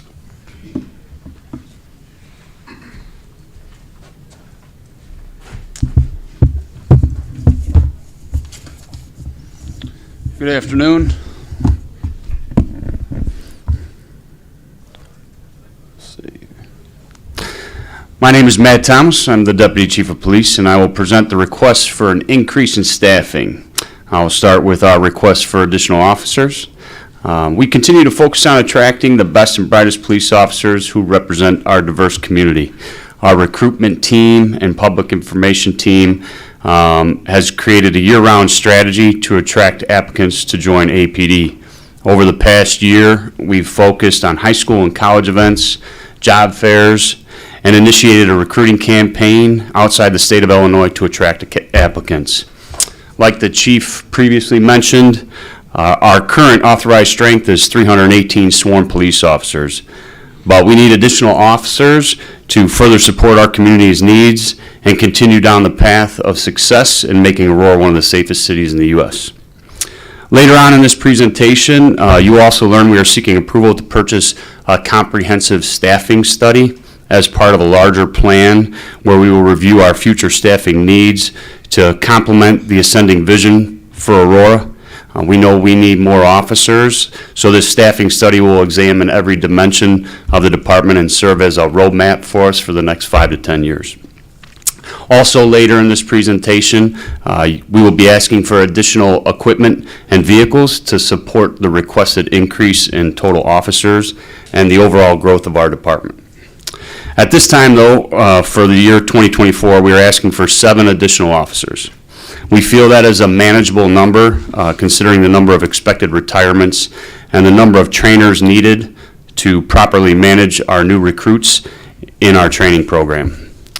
Last year, we asked for 7 officers as well, and although we were met with resignations and retirements, we were still able to meet our staffing goal, as the chief mentioned, by the year's end. We not only added more officers to the patrol division, but we were able to fill several service-specific positions, such as the crisis intervention investigators, recruiting and background investigators, and a domestic violence investigator. Those were not uniform positions, but they were necessary to align with the changing landscape of policing. We have a similar plan for 2024. The plan is to add officers to the patrol division and again to add officers to some of our special services and specialized enforcement divisions like the investigations division and our crisis intervention unit. The chief mentioned we just recently finalized the office space for our crisis intervention unit, and now we have that infrastructure and capacity to add more officers. We have also noticed a trend that overtime is no longer becoming a long-term viable solution to supplement the need for more officers. There's been a shift in the mindset of some of the officers who are not signing up to work as much overtime as we used to. So as we increase the number of special events Aurora is hosting, and as we try to accommodate the number of requests for extra police presence in schools and local businesses, we are seeing that need met with a shortage. Last year we had approximately 30% of our special events and extra jobs unfilled. So we believe that growing our number of sworn officers is one of the key ways to help fill some of that shortage. Questions? I have a comment. I read somewhere, and you mentioned now, you're increasing officers for anticipated retirements. I can't agree with that more, because I know there's government agencies that wait till somebody retires, then they hire, and there's a void of 3 months to 3 years. Correct. So getting ahead of it is spot on, so that's a great thing. I'm glad you're doing that, because we can't have that void, especially with public safety. Correct. So I'm very happy. with We that. anticipate that, and we usually ask ahead of time to try to get that projection about who's planning on retiring at the end of the year, so we can predict ahead of time and not be stuck with that void. And I'm so happy that the overtime, in essence, is going down a little bit, because there's certain occupations that you don't want the person who's doing that to be fatigued. Correct. And we don't want our police officers, our firefighters fatigued, so that's another benefit from that too. So I'm so happy to hear those words come out of your mouth, because it really is very important. Yeah.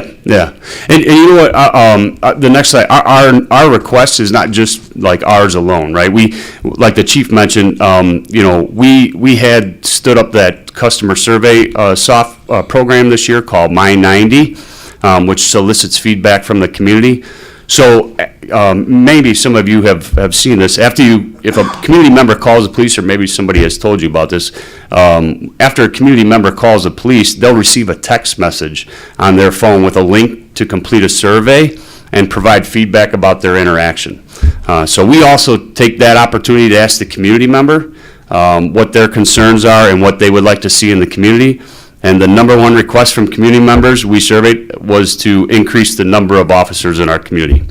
Additionally, there is one staffing model that we looked at that published by the United States Bureau of Justice Statistics, which has recommended guidelines for police staffing using a per capita model.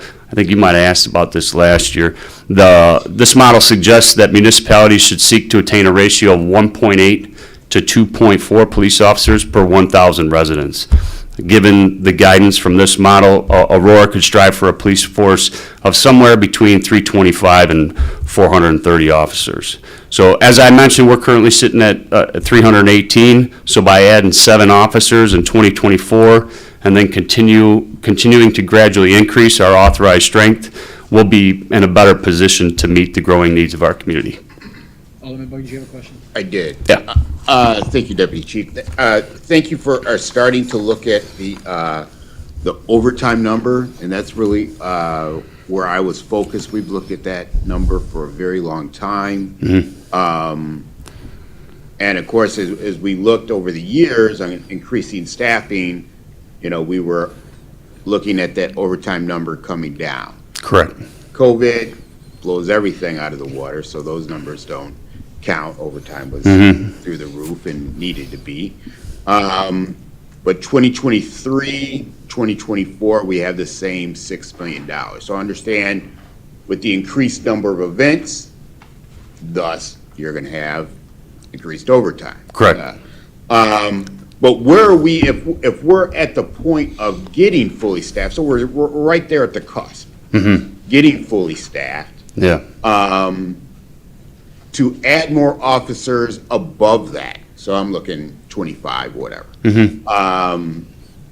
Where can we start to, because I mean, like I said, we talked about this a long time ago, but looking at adding a number of officers and then your overtime is going down by 5%, 10%, because it is $6 million. So correct. If you knock it down, 3%, that's $180,000. So that's like an officer and a half. Right. So are we looking long-term at in AA? Yeah, we've had this discussion before, but. Yes, sir, I can answer that, and I think that's part and parcel why we've decided to put in the 24 budget the staffing study. We know for sure, anecdotally, for a city our size, we are understaffed in terms of the total number of sworn. So that's why we've been subject to budget, adding the folks and making the commitment. But we decided now's the time to put the line in the sand and find out that number currently. And then once we have that number, that will inform 25, 26, and that'll be a strategy, and it will definitely be tied into the effect on overtime. But we'll also, I'm looking at it as, what does it cost to hire a police officer? There are a number of factors. Sure. No different than what's it cost to hire a firefighter. So to the administration, it's a necessary cost of doing business. And so what is that number and how can we tackle it? So we're going to expect this staffing study to give back a lot of data, not just here's your number based on an FBI number or a population number. We're looking for a comprehensive set of data that we can then start costing out and planning out. And yes, our expectation is that overtime will continue to go down as we keep increasing staff. Thank you. Any other questions for the chief, or deputy chief right now? Okay, we can go on, Matt. Okay, the other position that we're looking for is an additional lieutenant. So that in addition to the 7 officers, we're also looking to create a lieutenant position who will manage some of the most critical areas in policing today. Like the chief mentioned, those areas include recruitment, hiring, training, officer development, and officer wellness. Currently, our Office of Professional Standards Lieutenant is responsible not only for managing all of the formal and informal investigations, both sworn and non-sworn personnel, but he's also responsible for managing those critical areas of recruitment, training, hiring, officer development, and officer wellness. And this has become an unmanageable workload. So to put this in perspective, departments in our area, which are smaller in size than Aurora, have 1 full-time lieutenant and 1 full-time sergeant solely in charge of managing their employees' investigations. The community expects a swift resolution to internal investigations, and with the addition of body-worn cameras and other technology, the investigations and review process has become extremely time-consuming, leaving little time to manage the recruitment, training, and professional development. So we're asking to separate those areas of responsibility into 2 separate lieutenant positions. So we'll have an Office of Professional Standards Lieutenant who will manage employee investigations, and then we'll have a newly created Professional Development Lieutenant who will manage those critical areas of recruitment, training, and then professional development. Questions? Okay, you can continue. Okay, I'll turn it over to Commander Flowers for the staffing study.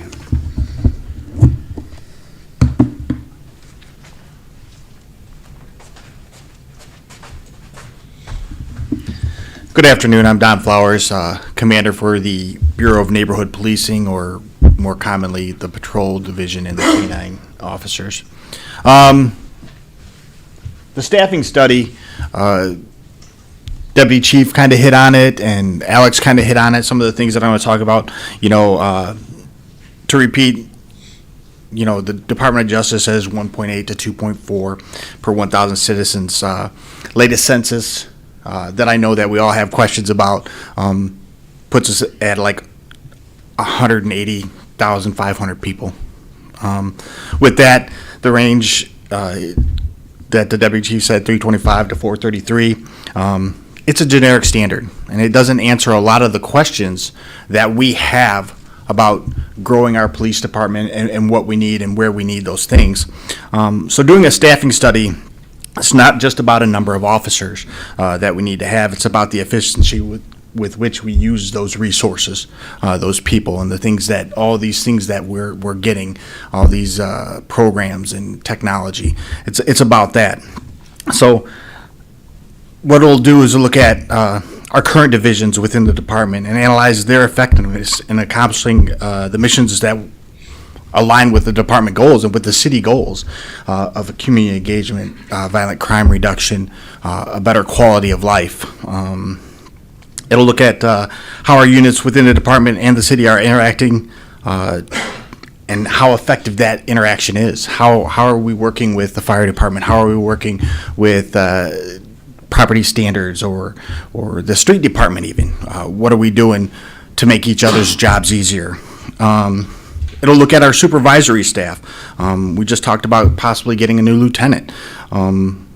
it'll talk about span of control and how many supervisors should we have? What's, the traditional number of 5 to 6 people per sergeant or direct supervisor. It'll look at all that stuff. It'll look at unity of command. It will look at succession planning, hopefully. It will look at staffing at specialized units, included case screening.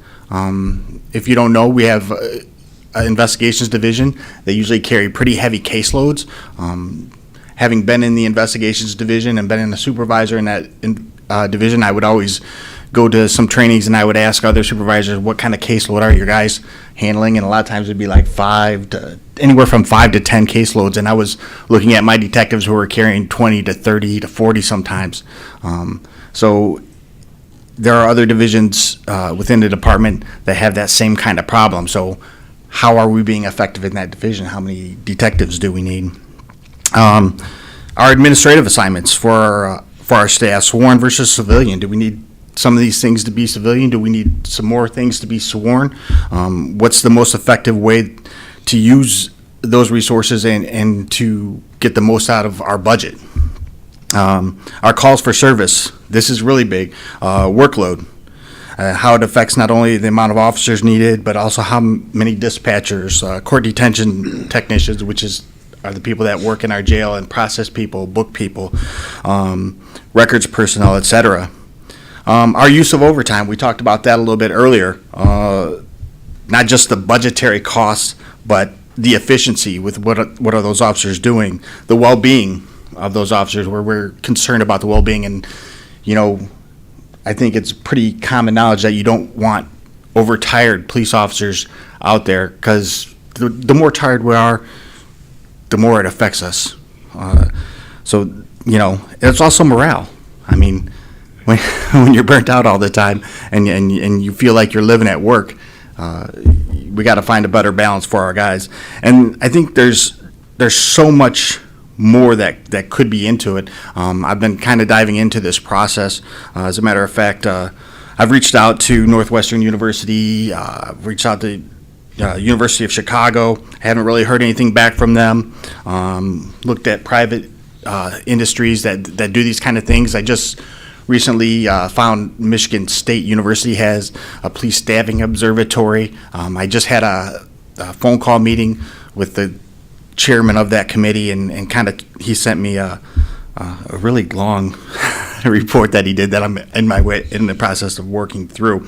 So these are all the kind of things that we're trying to do. We're trying to make this again, just I feel like I'm beating the same drum, not just for right now, not just about the numbers. It's about using those resources, and it's about a roadmap for the future, about when do we need to start doing these things, and when do we need to start increasing our numbers, our people, and just to see how do we do that?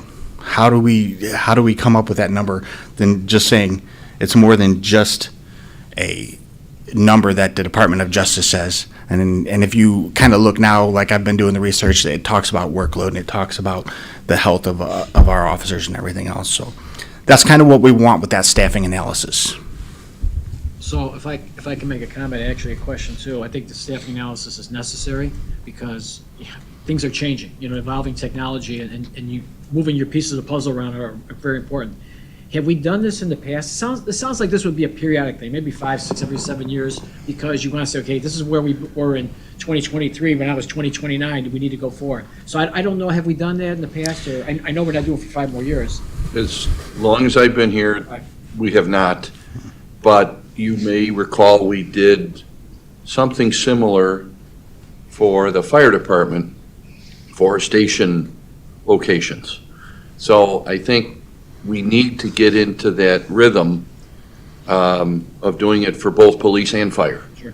So again, dealing with data and evidence and not conjecture or a generic standard, something that's tailored to our community.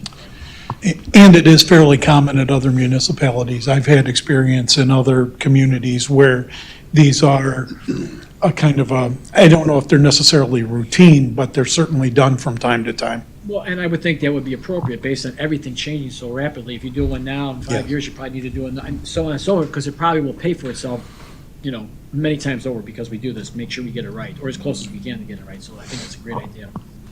Any other comments or questions? Thank you, Commander, appreciate that. Alderman Lash. Have we looked at, you talked about technology a little bit, just on the speeding issue, using remote radar controlled that would issue City of Aurora tickets? Not a private company, not connected with a private company, but I know it'd take a little bit of a technology lift, but the number one issue I think that a lot of us get is speeding, and I know that you guys are busy handling other calls, so I'm just asking if we've looked at that and what options are out there. So, to my knowledge, we've not looked at that, and I haven't heard any talk. Has anybody heard anything about that? No, that's kind of the first I've heard of an enforcement tool like that. But I can tell you that our traffic enforcement is up about 117% this year than it was last year. It's been a focus of ours to concentrate on traffic enforcement and traffic safety. Hope I can get this out. So as of September, we had, it was up 117%. So last year in September, we had 7,104 traffic stops. This year in September, up till September, we had 15,471 traffic stops. We had 2022, we had 6,774 citations that were written. In 2023, we had 9,546 citations, so that's up 40%. And written warnings are up 310%, 426 in 2022 and 1,750 in 2023. So traffic, we hear the cries from our citizens about traffic and speeding and all sorts of other traffic issues, and that's what we're doing. But I wasn't aware of the technology that you just discussed, but certainly could be an option for more efficiency, something we could definitely check into. It might have to be something that's coordinated with IT, but I would say long-term it might. I mean, I'm just one alderman and what the others think. I'm just saying that as we look at technological solutions, I'm sure something's out there, and if we could run it through the city versus a private company, that would be. Chief, well, I got you real quick, because we're talking about this, and I want to give you guys kudos because you have answered the bell, because speeding, running stop signs, that complaint comes every day. So you guys actually making the traffic unit vision greater. But I saw something in the measures, and it kind of surprised me that traffic tickets for this year estimated is 9,630, right? Great. For next year, we're budgeting, we think it's going to be 8,100, and yet we're going to actually put more people on the traffic unit. So in my mind, I'm thinking, if we got 9,600 this year, and we're going to go out and basically look more for that our numbers would be the same or higher. I was kind of surprised that it went down, because we're gonna put more emphasis on that next year. Yeah, and I think that was an estimate. I just got these numbers. I'll be honest with you, I didn't think traffic enforcement will go up 117%. Right. I mean, I'm glad to see that, because that shows our officers are out there hitting it hard. The number that you got was prior to us realizing how well we're actually doing. So if we continue on that trajectory, obviously our numbers will be higher than what we anticipated, so to speak. I just Mr. Alexander, did you just want to say something? I'm sorry. No, I'm good. Okay, thanks. Yeah, I just noticed that. I'm like, you guys are doing a great job. Those numbers are going to go up, because the more people out there, the more tickets are going to give. So I was kind of surprised, but yeah. Yeah, and we're going to continue to focus on it. Again, this is what the community wants, and that's our job to give the community what it wants. So. Alderman Bug? Yeah, I think, there's two ways to look at that, of course. You do a traffic detail, and hopefully after that detail, over the next 2, 3, 4 weeks, people are going slower, thus less tickets during those 2, 3, 4 weeks after that. So, possibly they can come down. But to Alderman Lash's point, I unfortunately have had the experience of coming before our red light cameras because of my teenage daughter recently. So there is a back and forth on that. the citizenry, looking at those types of surveillance, if you will. So, you know, the state doesn't do it in that way. The state has the ability to, with the iPads and those things. And, you know, other municipalities have actually gone away from red light camera somewhat.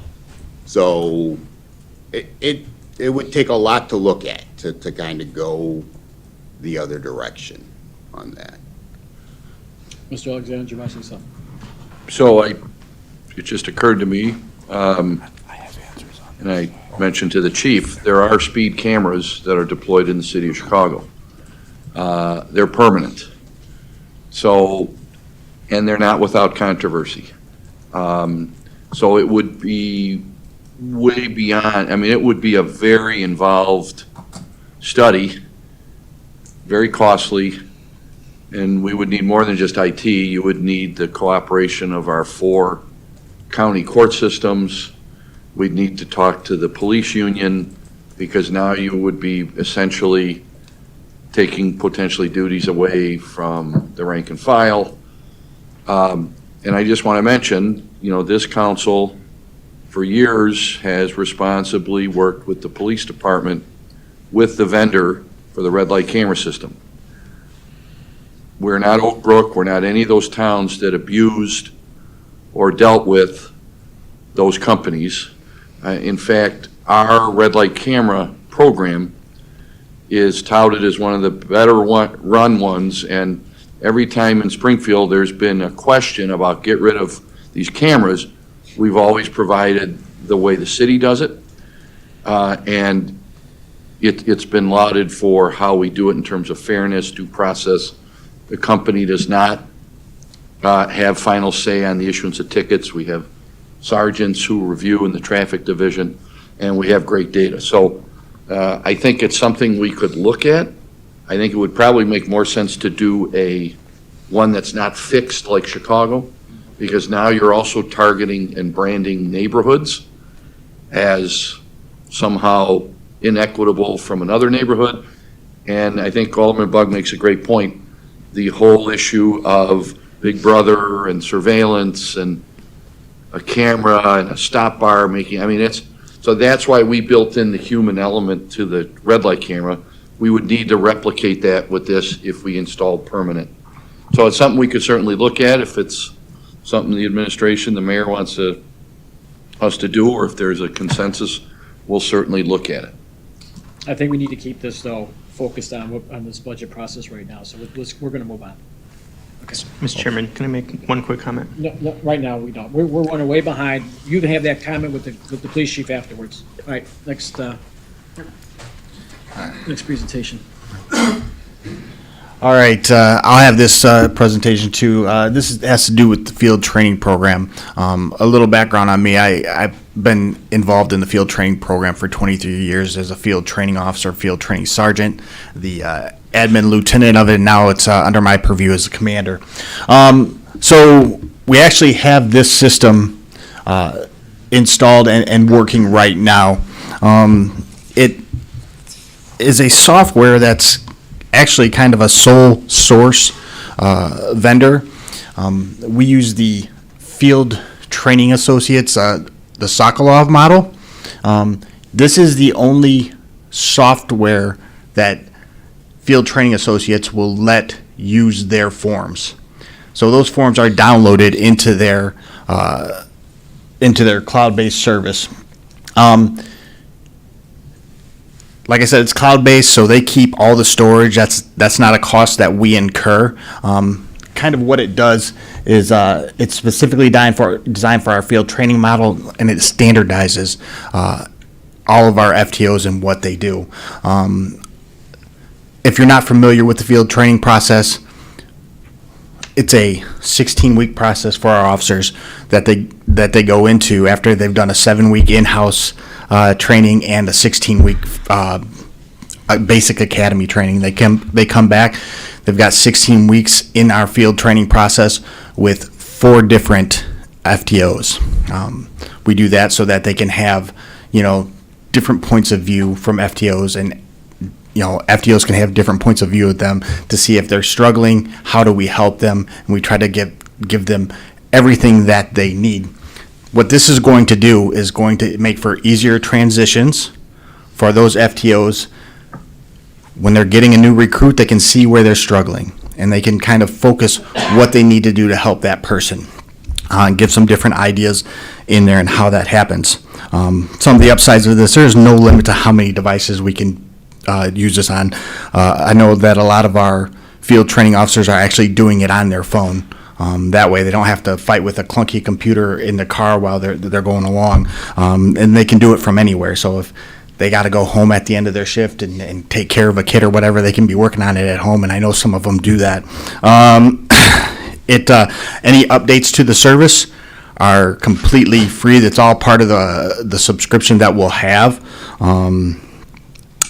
It's, like I said, it standardizes the language, and it makes it so that as the commander or even as the chief, if he wants to look and see how a specific recruit is doing, he can look at that at any time. He can just pull it up and see how it's going. It tracks all of our training. It tracks all of our positive stuff as well. And what it does is, and I'm sure you're aware, the liability aspect of when you're training somebody, sometimes it doesn't work out. And we need to do everything that we can. This ensures that we do everything that we can to teach this person how to be a police officer. And if they can't, when the time comes, it's legally defensible and it's easy and it's all right there. And like I said, it's always the goal of the field training program to get people through and do everything that we can, but sometimes it just doesn't work. And it's not because it's a bad person or whatever. It's just not fit for them. So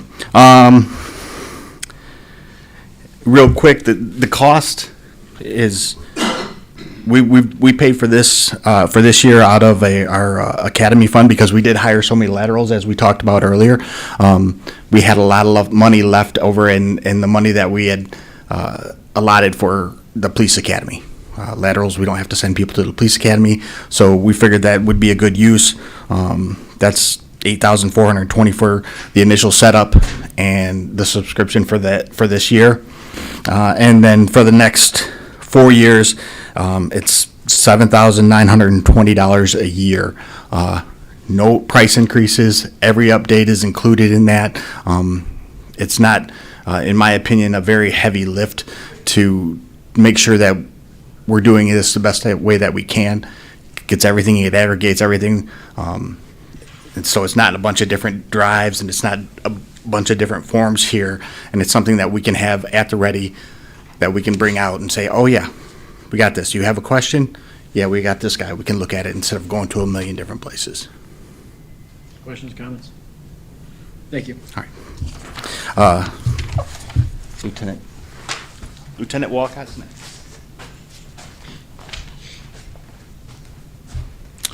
All right, hi, my name's Andy Walcott. I'm the lieutenant over special services for the police department.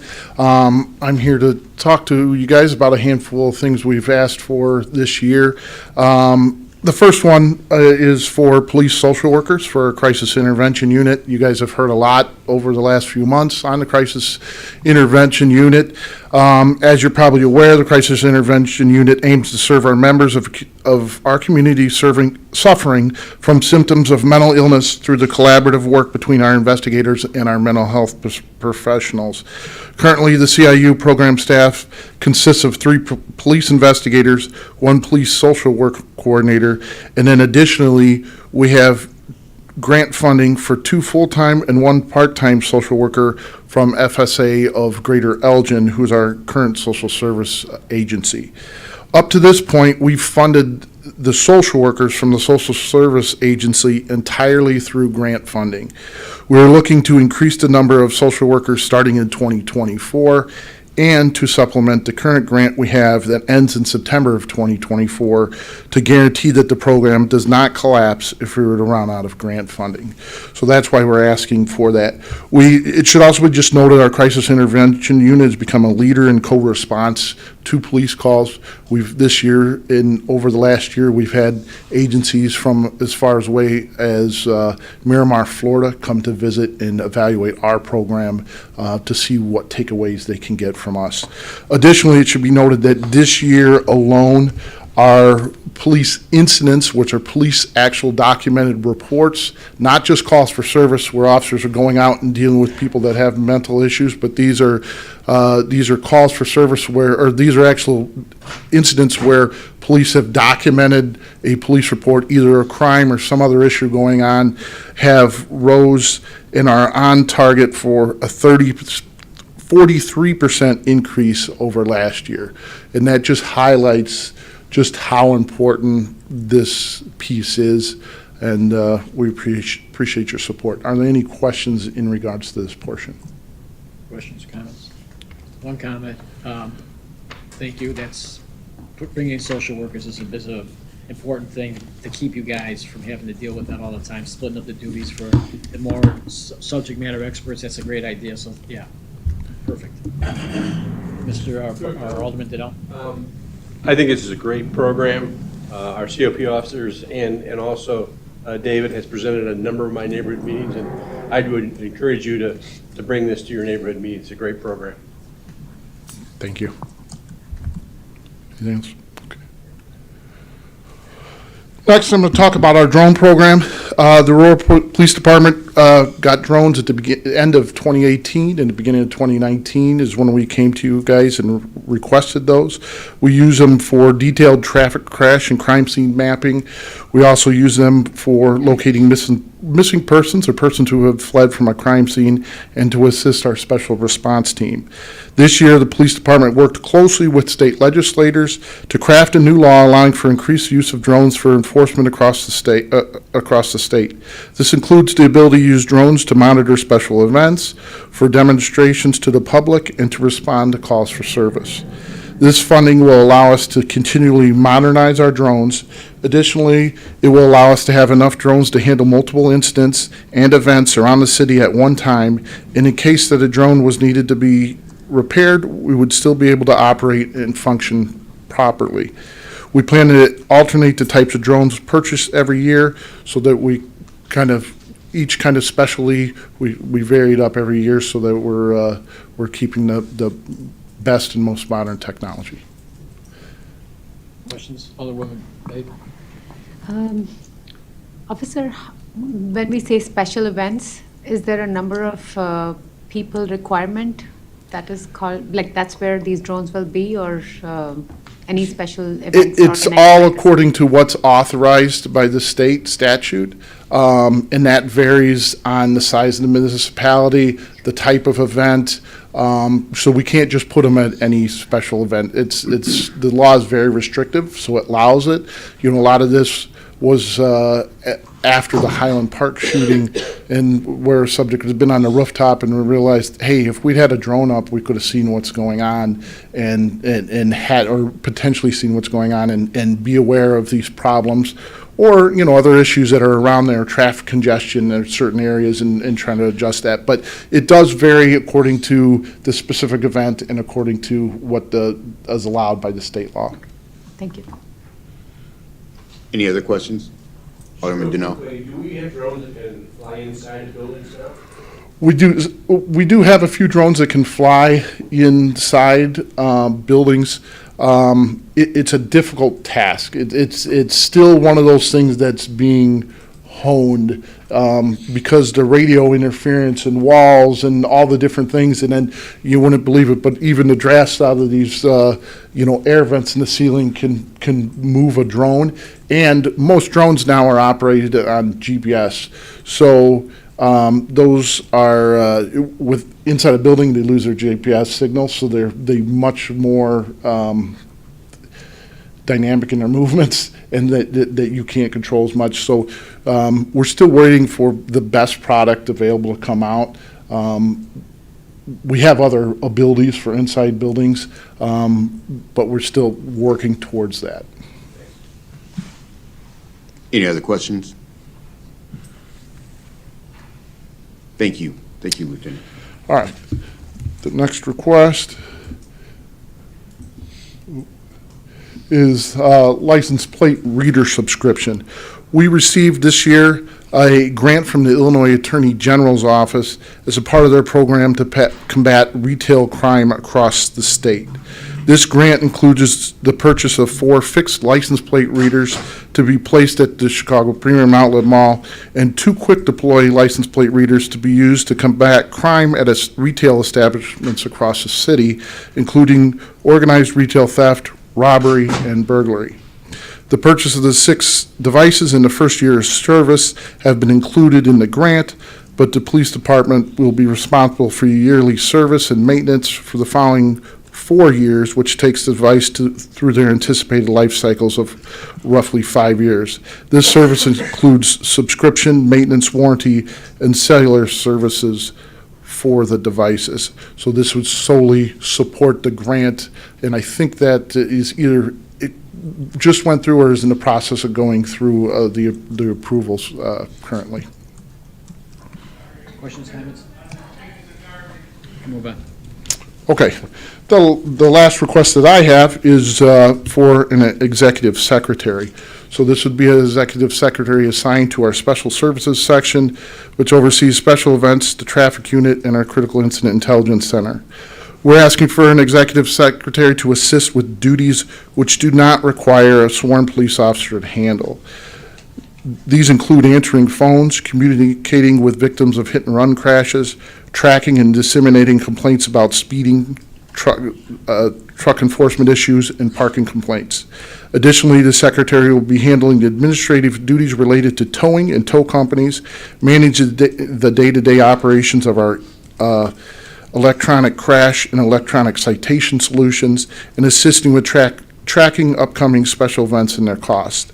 This position will free up time for our traffic investigators to address speeding, truck, and parking enforcement complaints around the city. So this goes in whole with our goal of trying to work harder to make a difference on these traffic and parking complaints that are going on around town. Currently, we have police officers sitting behind a desk, answering phone calls and handling duties where this person could free those officers to be out on the street doing the things we need them to do for the community. Questions or comments on this one? Alderman Bug? Not on this, actually. I missed a drone question. I apologize. Okay. Go back a little bit. Because, we're advancing this. We started this in 2018, and we're moving forward, and it's working very well. And I know we're always guided by the state statute. We always have to, of course, follow the legislation. Under the legislation, are we able to put up drones when we have incidences of power outages, and thus because of power outages, traffic congestion, and just those type of emergency situations? Are we able to put up drones to monitor those situations? So there is an exception within the law that allows for basically natural disasters, and most of those type of situations would fall under natural disasters. So that's going to be, your fires, your other natural disasters. Within that, it's a broad definition because it actually goes back to another portion of the Illinois compiled statutes where it pulls the definition of natural disaster, and that's when it starts bringing in things like power outage, things like floods, hurricanes, fires, all kinds of, riots actually fall under that section too. There's a lot of different things that fall in there. So it varies. We can get you more details if you have more questions at later time. Thank you. I appreciate that. Move on, thanks. All right, thank you. And now I will turn it over to Lieutenant Raleigh. Hi, everyone. Lieutenant Bill Rowley, I'm the Administrative Services Lieutenant. I hope to be brief and inform you on just a few equipment requests that we have for next year. And I'd also like to just call out some of the items that we initially placed in a decision packages for 2024 that we've otherwise found either grant funding or we've found other reasons to take it out of our budget request. I know that a lot of you received those that packet, so I just wanted to draw attention to it and explain why we decided to remove those from our budget requests. I'd like to start first with our Special Operations Group. If I can do this correctly. There we go. As many of you know, we rely on non-police undercover vehicles for use in narcotics and other investigations, and in those, we often need to use a rental car. Some of the reasons for that is that we would need a regular turnover of vehicles, so that provides enhanced covert surveillance and the ability to conduct sensitive investigations while minimizing danger to some of our undercover officers, for example. And this expense is funded through our asset forfeiture funds awarded via the state of Illinois. And of course, all of that's done in compliance with the Asset Forfeiture and Procedure Act. We've also noticed that since 2019, and Mr. Mick, I know, can attest to this, the cost of renting a car has increased in the United States by 48%. And of course, we're feeling that as well. So our standard budget coming into this year of $60,000 per year in asset funds falls very, very short. Stacy's frankly tired of me asking for budget transfer amendments every month or so when the rental car bill comes through. So what we're asking for is a line item increase to bring us up to a reasonable amount of money, mostly as an administrative act, so that we don't have to bother the folks in the budget office when it comes time to pay the rental car bills. Any questions on that? I do. Yes. Do we get, because it's a police department, do we get like a rate, when we rent a car? We do get a government rate, and we have a contract that's bid out through purchasing, and we send it out for bid, just like we would send out a bid for any other vendors, and the lowest responsible bidder comes through. I believe they do give us a rate. I couldn't tell you what that is compared to, say, you or I walking in off the street, but even with that rate, our rental car bill is significant. But theoretically, it's better than anybody walking in, theoretically. Well, I think in practice it is, yes, sir. Any other questions? All right, I'm going to move on then to our trauma kits. This is a great one here. We currently have approximately 73 police vehicles of our entire fleet that are equipped with these trauma kits. They are similar to what you're seeing here, but they're not exactly what we're looking for. What we'd like to do is we'd like to be able to outfit all of our police vehicles with the same life-saving equipment that we have in the other vehicles. Of course, the Aurora Fire Department is amazing in their ability to come and save lives, but oftentimes we find that we're there first on scene, and the ability for us to give life-saving care while the paramedics show up is probably critical. Further, we'd like to have some of these placed in various locations within our police department that would be considered high risk. For instance, the front desk, let's say someone comes into the front desk suffering a life-threatening wound, or God forbid, we have an incident that occurs on our shooting range while we are training our officers or other agencies are coming and training officers, and we have a catastrophic injury. We like to have something to sort of stop the bleed, literally, until the medics can show up. So, and finally, we'd also like to have an opportunity for all of our school resource officers to have one of these trauma kits in their office in whatever school they're serving, so that we can also provide that same service, again, in the unfortunate event, hopefully never, to occur of a school shooting or some sort of a mass catastrophe there. Questions? Thank you. All right, we'll move along to our APD fitness room. Now, we have a great fitness room at the police department. It was put in place when we built the police department about 12 years ago. Our most used piece of equipment are our 4 treadmills. And what's great about these is everybody uses them, not only our sworn staff, but our professional staff, our records clerks, 911 dispatchers, anybody who works in or is affiliated with the building come by. And because this is the most used piece of equipment, it's the first to be worn out. They're at their end of life. In fact, they don't make the treadmills that we have anymore, and they don't make repair parts. And they're starting to fail at a rate that we may have to consider removing them as a matter of safety. I'd hate to think someone's on it, we can't turn it off or activate any of the safety mechanisms. So we're asking permission to replace all 4 of these treadmills in the 2024 year with something new along the same manufacturing line. We think they're pretty good. It's a commercial grade treadmill that I've looked at, and we'll start the procurement process once it's approved. All right. Moving on to a chair replacement project that we started this year. Actually, you approved the the funding that we needed to replace the chairs in our community room. That was at the behest of the late and great Alderman Hart Burns. We're moving on now and those chairs are due to be replaced here during the week of Thanksgiving when we have very little use in our community room. So we're thankful to have that. Our next phase here that we like to look at is we have similar chairs as you see pictured here as what's in our community room. This is our patrol in-service room, a very heavily trafficked room, a lot of gear coming in and out of there 6 times a day. Plus we use this for ad hoc training sessions, meetings that are too large to take place in your standard meeting room. And sometimes we even have it as a spillover for our community room if we have folks from the outside that want to come in and have a brief meeting and our community room's unavailable to them. Long short of it is they're worn out, we need to replace them. Questions? Thank you. All right.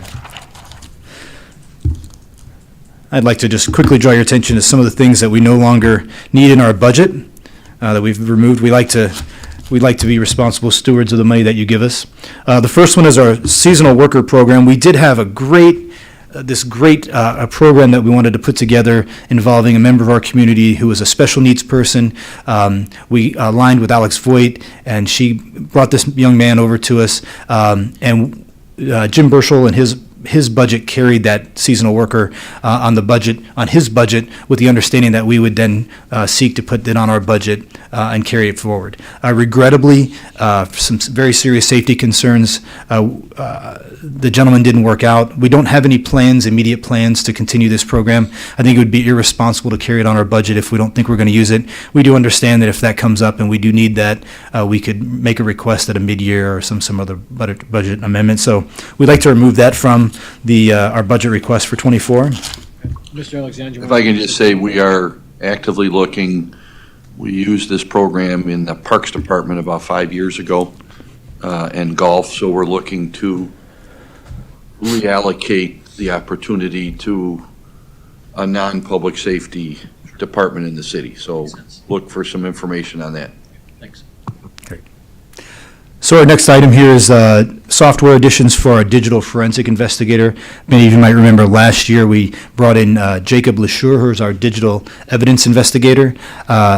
And we set him up with the proper tools that he needed to begin his job. And as he got settled in, he realized that there were some software items that he needed.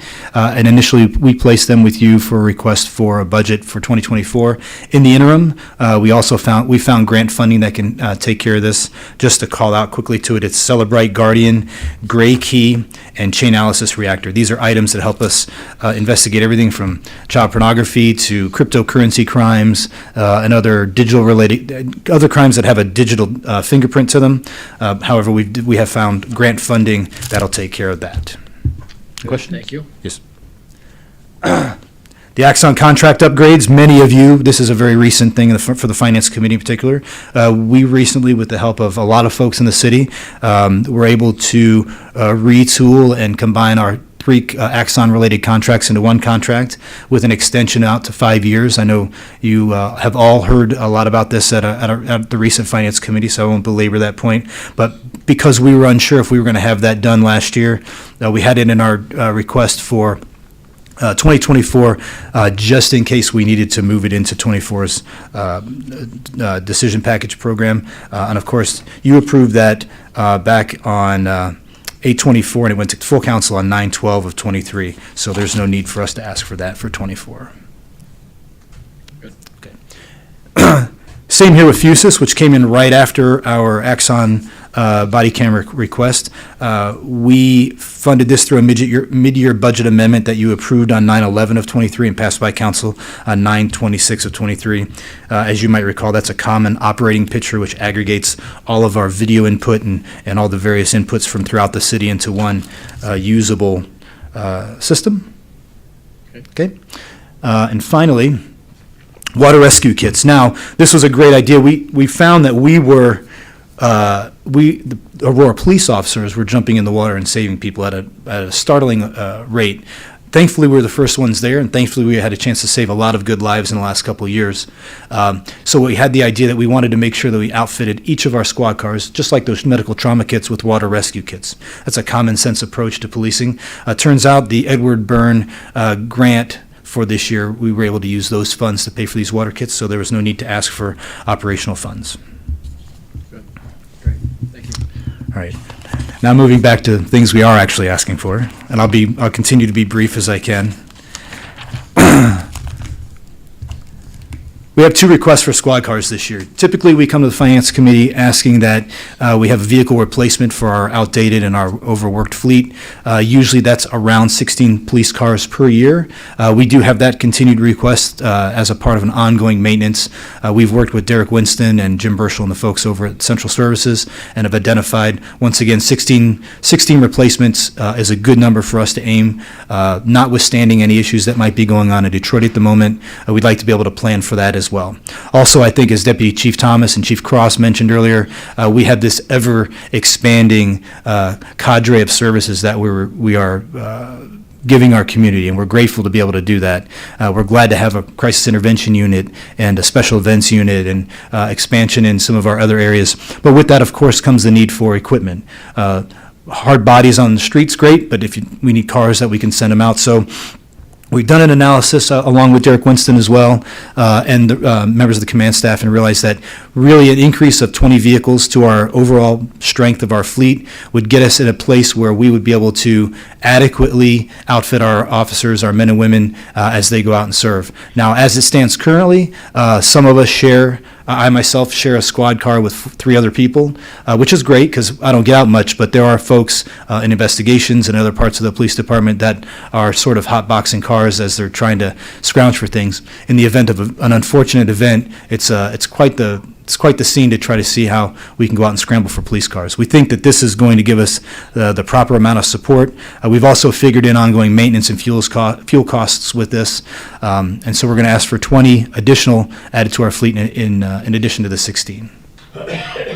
So the 50,000 plus per year after this year, that's all fuel each year for those squads, right? Yes, sir. It made sense. I just wanted to make sure. Yes. Chair, Alderwoman Bade? Lieutenant, it mentions 18 squad cars, whether it's 16 or 18. It began as 18, but after we did a sort of a late change with our budget asking to be upgraded to 18. 18 was our initial ask, and we've asked to increase that to 20. Okay, and what is an average lifespan of a squad car? Well, the lifespan of a squad car is measured not in just in mileage. Mileage is obviously a factor, and our cars we put a lot of miles on our car. A lot of them run 24 hours a day, and the actual age of the vehicle is also a factor. How many times, if the vehicle's been crashed, what kind of use it's had. It's really Derek Winston over the garage he's a genius with this. He really is able to look at the service record on a vehicle, the fuel spent on the vehicle, a lot of other factors, and determine when that vehicle is most ripe to be reclaimed from our fleet and sold off at auction. So it's not an easy, there's not a hard line here that once it hits, 150,000 miles, we take it out.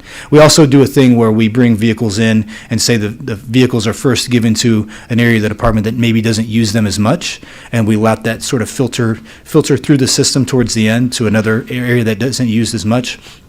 Most of our cars, though, we try to put right in our uniform patrol fleet where they can do the most good and the most good the fastest. So those cars take a beating, and we try to get those replaced as soon as we can. Thank you. Sure. Lieutenant, can I ask that since the decision package shows 18, and I'm assuming the numbers per squad car and fuel are based on 18, we're going to 20, can we change that and get us some new numbers on that? Yes, absolutely.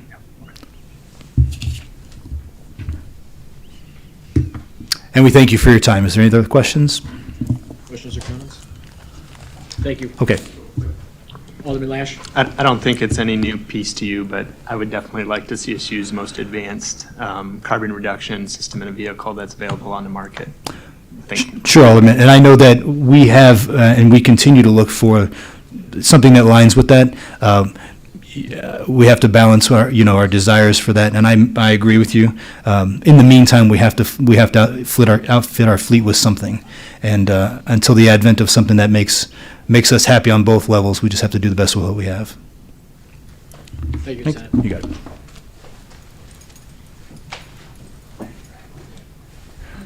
Just real quick, if I may, I'll be brief. I just wanted to, on behalf of the police department, thank this council, as well as the rest of the members of the council that aren't here, as well as the mayor's office and our community for the support that you give the police officers.